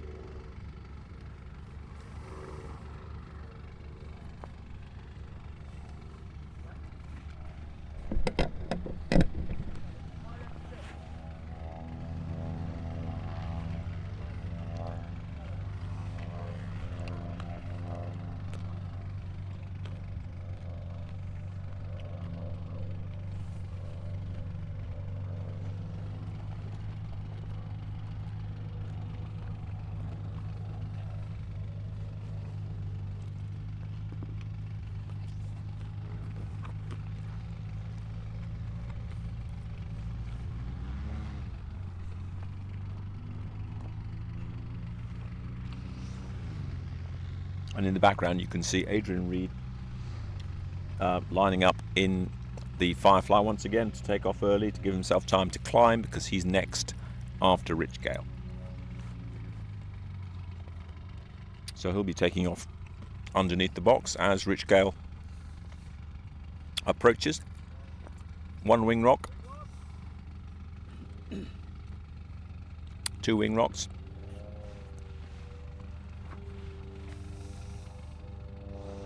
tipping in.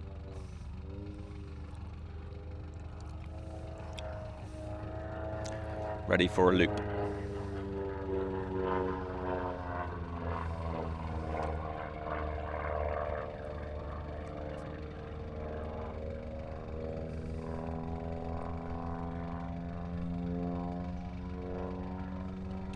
Slightly egg-shaped loop, but pretty good on axis. And now the reverse Cuban. Needed a line before it, half roll, pull round, making very, very big figures right down the end of the box to level, and then he'd do the Cuban. You have to wait until he gets past the judges before he pulls up. Good. A little bit early, pulling up, which will mean he'll end up further down to the right, over the top, and then a half roll on the down 45. Inverted 45 and then a half roll. Hold it and then come out cleanly and then go into the stall turn. That's good, he's done that. He's not too far down. Nice clean stall turn at the top. Nicely done, pivoted round. A little bit of a wobble, nice straight line on the way down and then cleanly out. And now we go into the goldfish. So we pull up to the 45, half roll, that's good. And then we pull round in a nice round shape. Up to the 45, going upwards.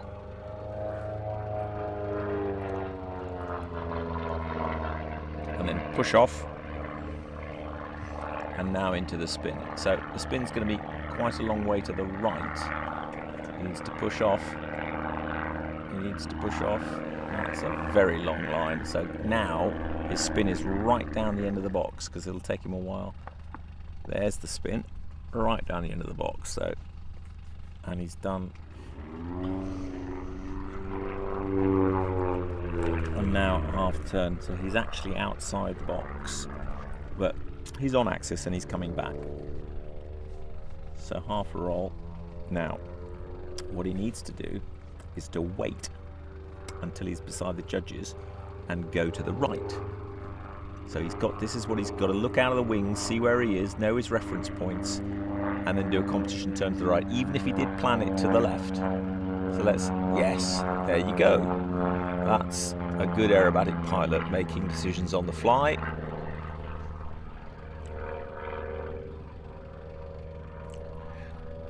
And now get on with the next figure. Half roll, very good, and pull down, and this is then the sort of figure 8 infinity sign in the sky. Up 45, half roll. Hold it, and then gently pull round, making a nice figure. No, he's doing a good job of this. And then once level, 2 half rolls to finish. 1, 2. Good job. So, got a little bit out of position with that. First couple of figures took him too far right. Came back and then did the goldfish, but took a very, very long line on the goldfish, I suspect, to hit a certain height, which meant that the spin was right down the end of the box, which meant the figure after the spin was out of the box. So he'll probably get scored right is what it's scored, which means we saw you were a long way away. But then what he correctly did was he waited and came right back into the centre of the box before he continued. So he was aware of where he was, and he came back and then completed the sequence in front of the judges. So he'll have scored the remaining figures very well. Did a good job with that, and that's good presence of mind, because you do get out of position. Things happen, you get out of position. It's realising it and then remedying it. That's the magic. Oh, and here is Adrian giving us a wave as he takes off in the Firefly. Doesn't quite need as much height as his son did, because he's flying at Sports. Oh no, his son was flying at Sports as well. He will need just the same amount of height. Well, let's see how long it takes him to get up there.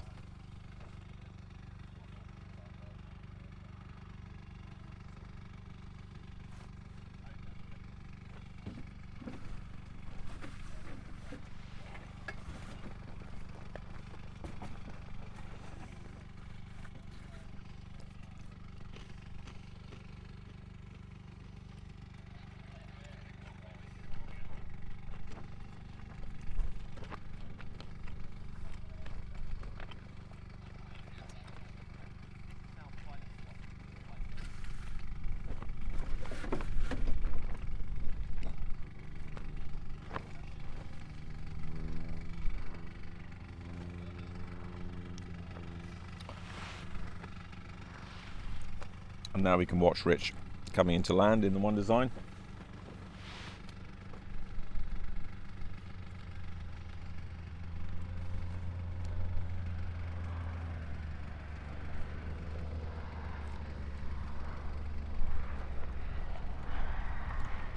Landing on the grass.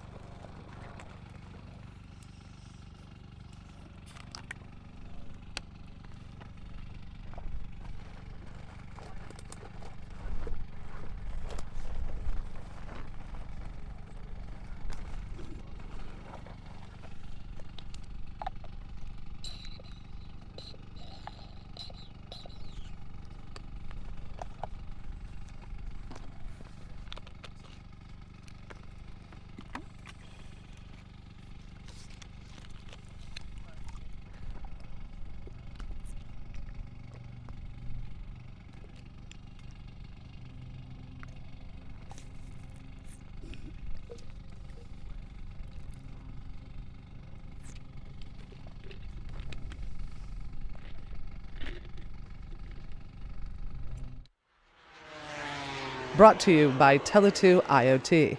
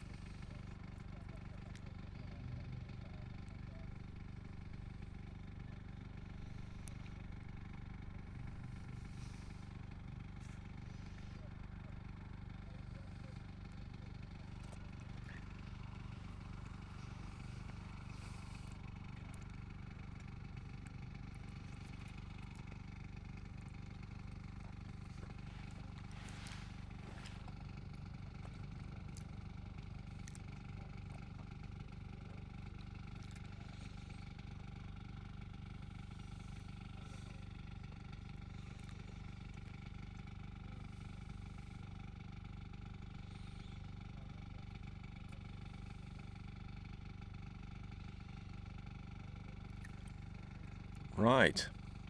I think finally the Firefly is in position to do some aerobatic. So this is Adrian Reed, who is tipping in, wing rocking, to do a loop in front of the judges. A little bit early.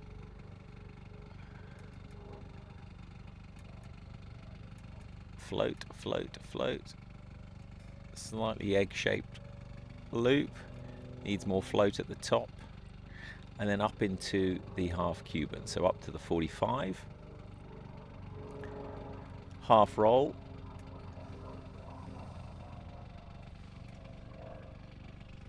And then pull round.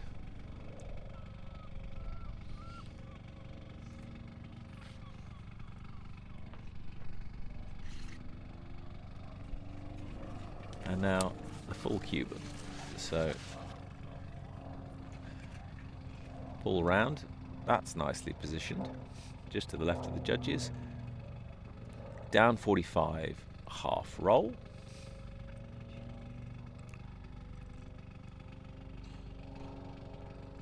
And then pull out level. And then stall turn.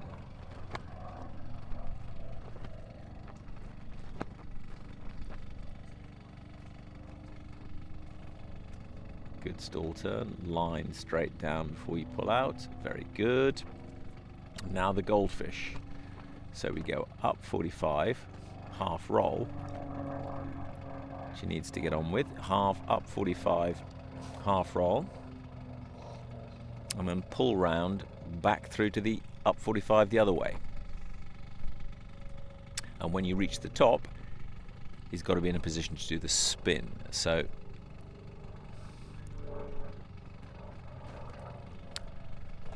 managing the power nicely and making sure he's on axis. He's slightly off axis, slightly heading away.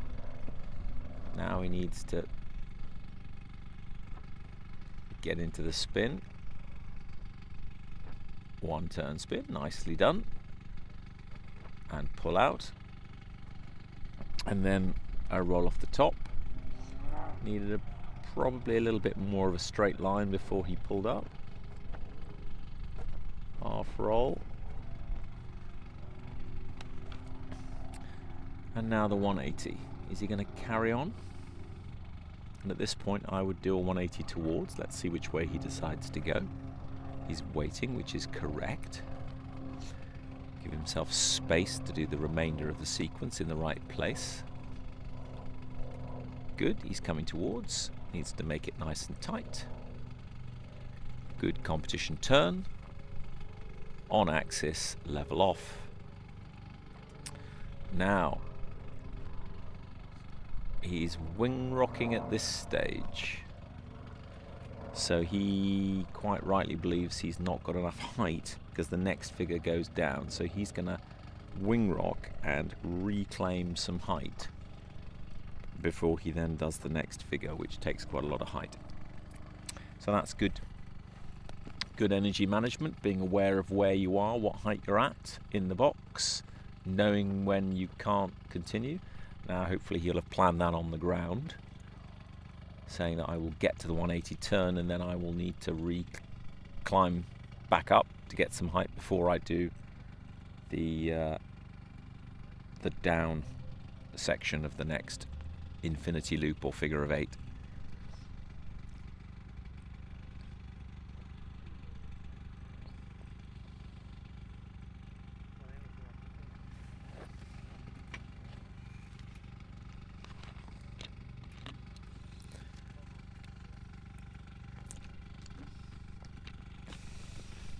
Adrian and Tony are actually here with the whole family.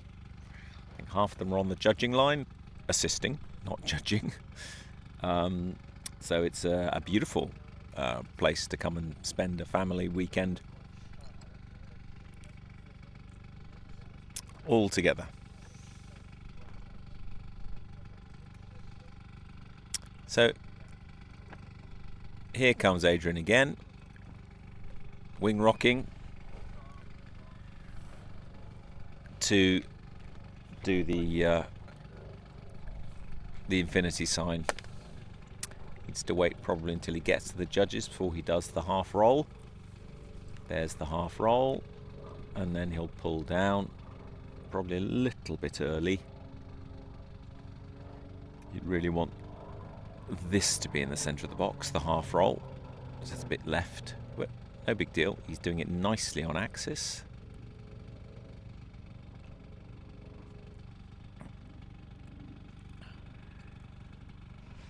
And he comes through level, and then there's 2 half rolls to finish off. 1,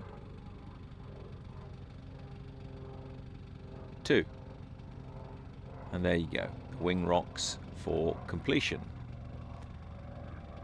A slow but quite nicely put together routine. Good energy management. Great job.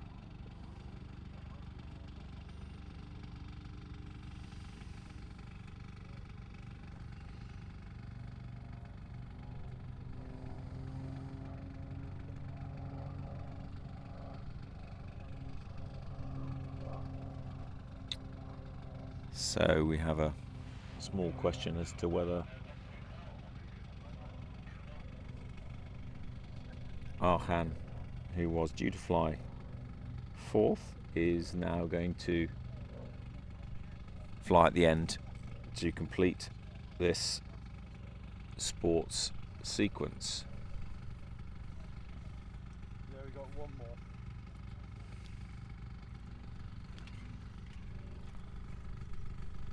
So we're just waiting for the 330 LX of Arkan to line up and take off, and that will be the final pilot for today's flying, which means that all the pilots in the competition have flown today once Arkan has done his thing.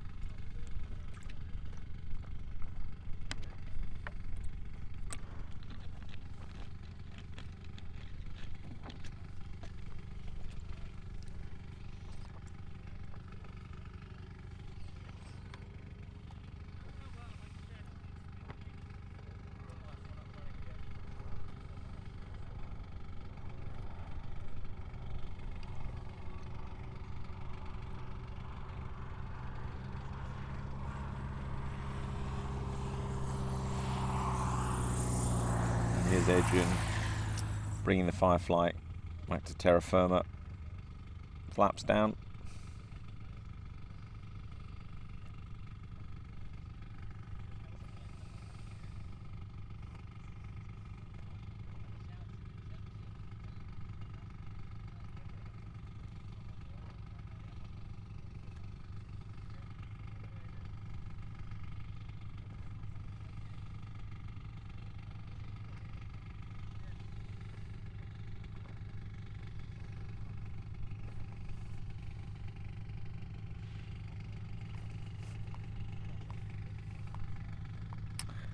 And I think we see the white-tipped spinner of the 330 LX from British Aerobatic Academy, piloted by Arkan,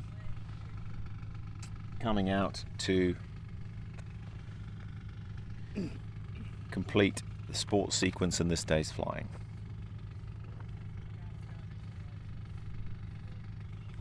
Just waiting for the runway to be clear, and then he will line up. Here he goes, and apply full power to the Lycoming AEIO 580 that is in the front of that 330 LX, and let rip the 315 horsepower to take him majestically into the air on this beautiful day.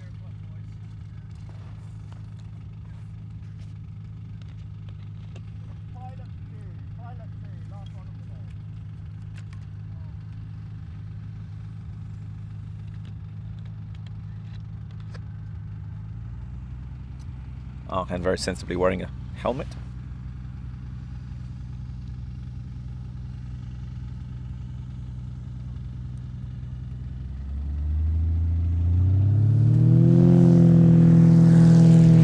Actually, he's not, so maybe that was the issue. Maybe he's taken his helmet off.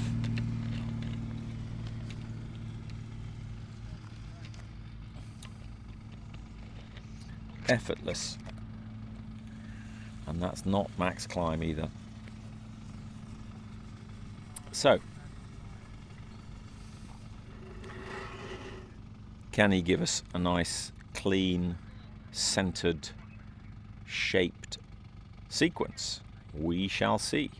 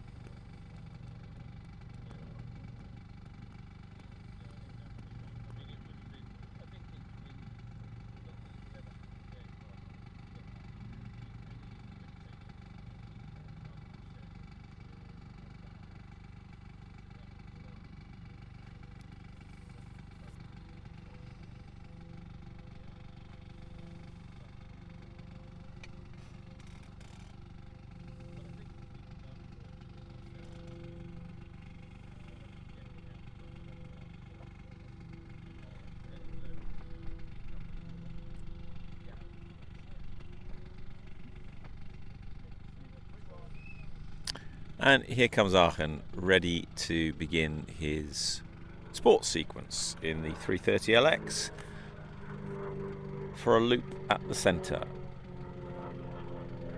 Nicely positioned.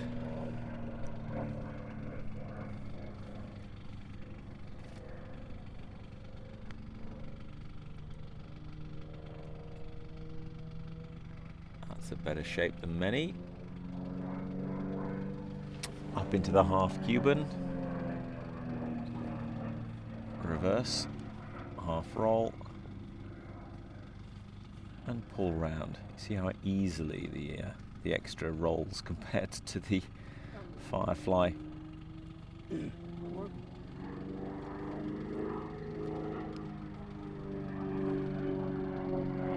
And then he needs to do the reverse.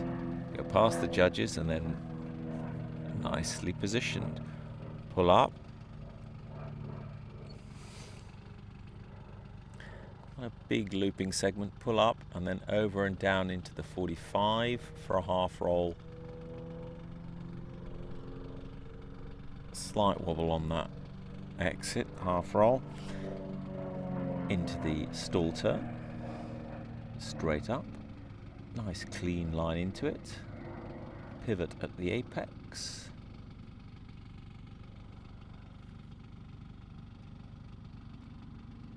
Very good. And then a long line out before you pull. And now we go into the goldfish. So we pull up about now.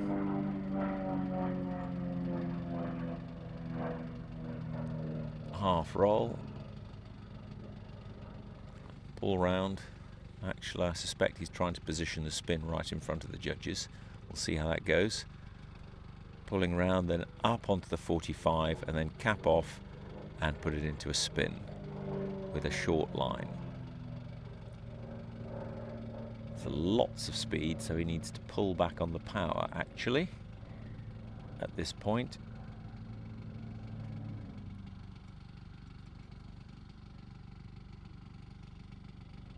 Over rotated that spin, not by much, but did.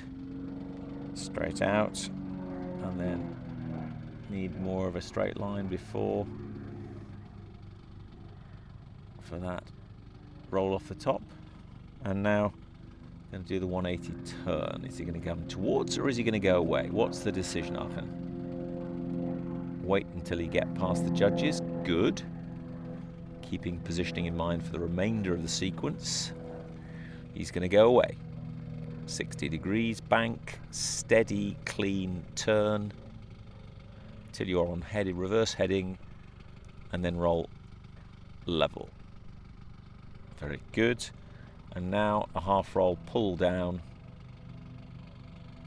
No energy management issues in the 330LX. Back round and back up to the 45, half roll and then back round 3/4 of the loop down to level. Pull round. Come on, this is good and clean. Pull round, level, and then 2 clean half rolls.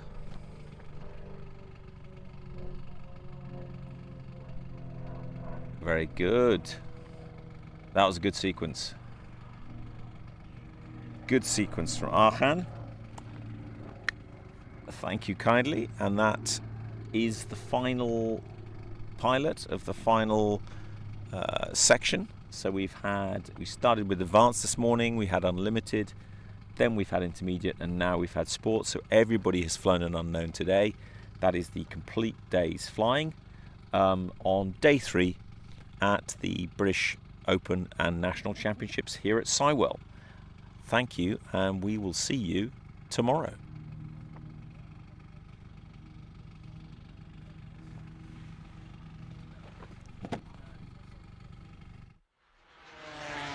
Brought to you by Tele2 IoT.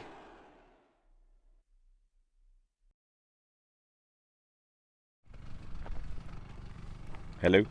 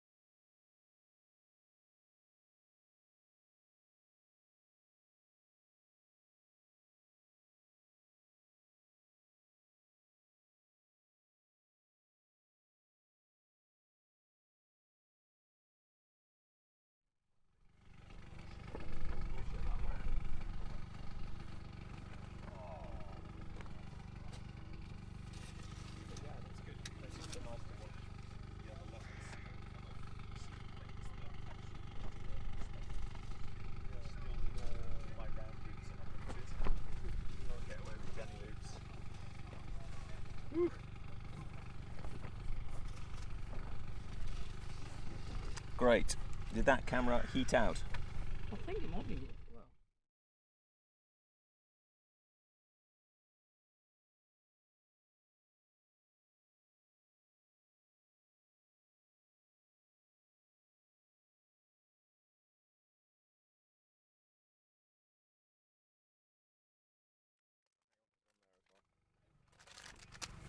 Let's put it in the bin. Oh, thank you very much.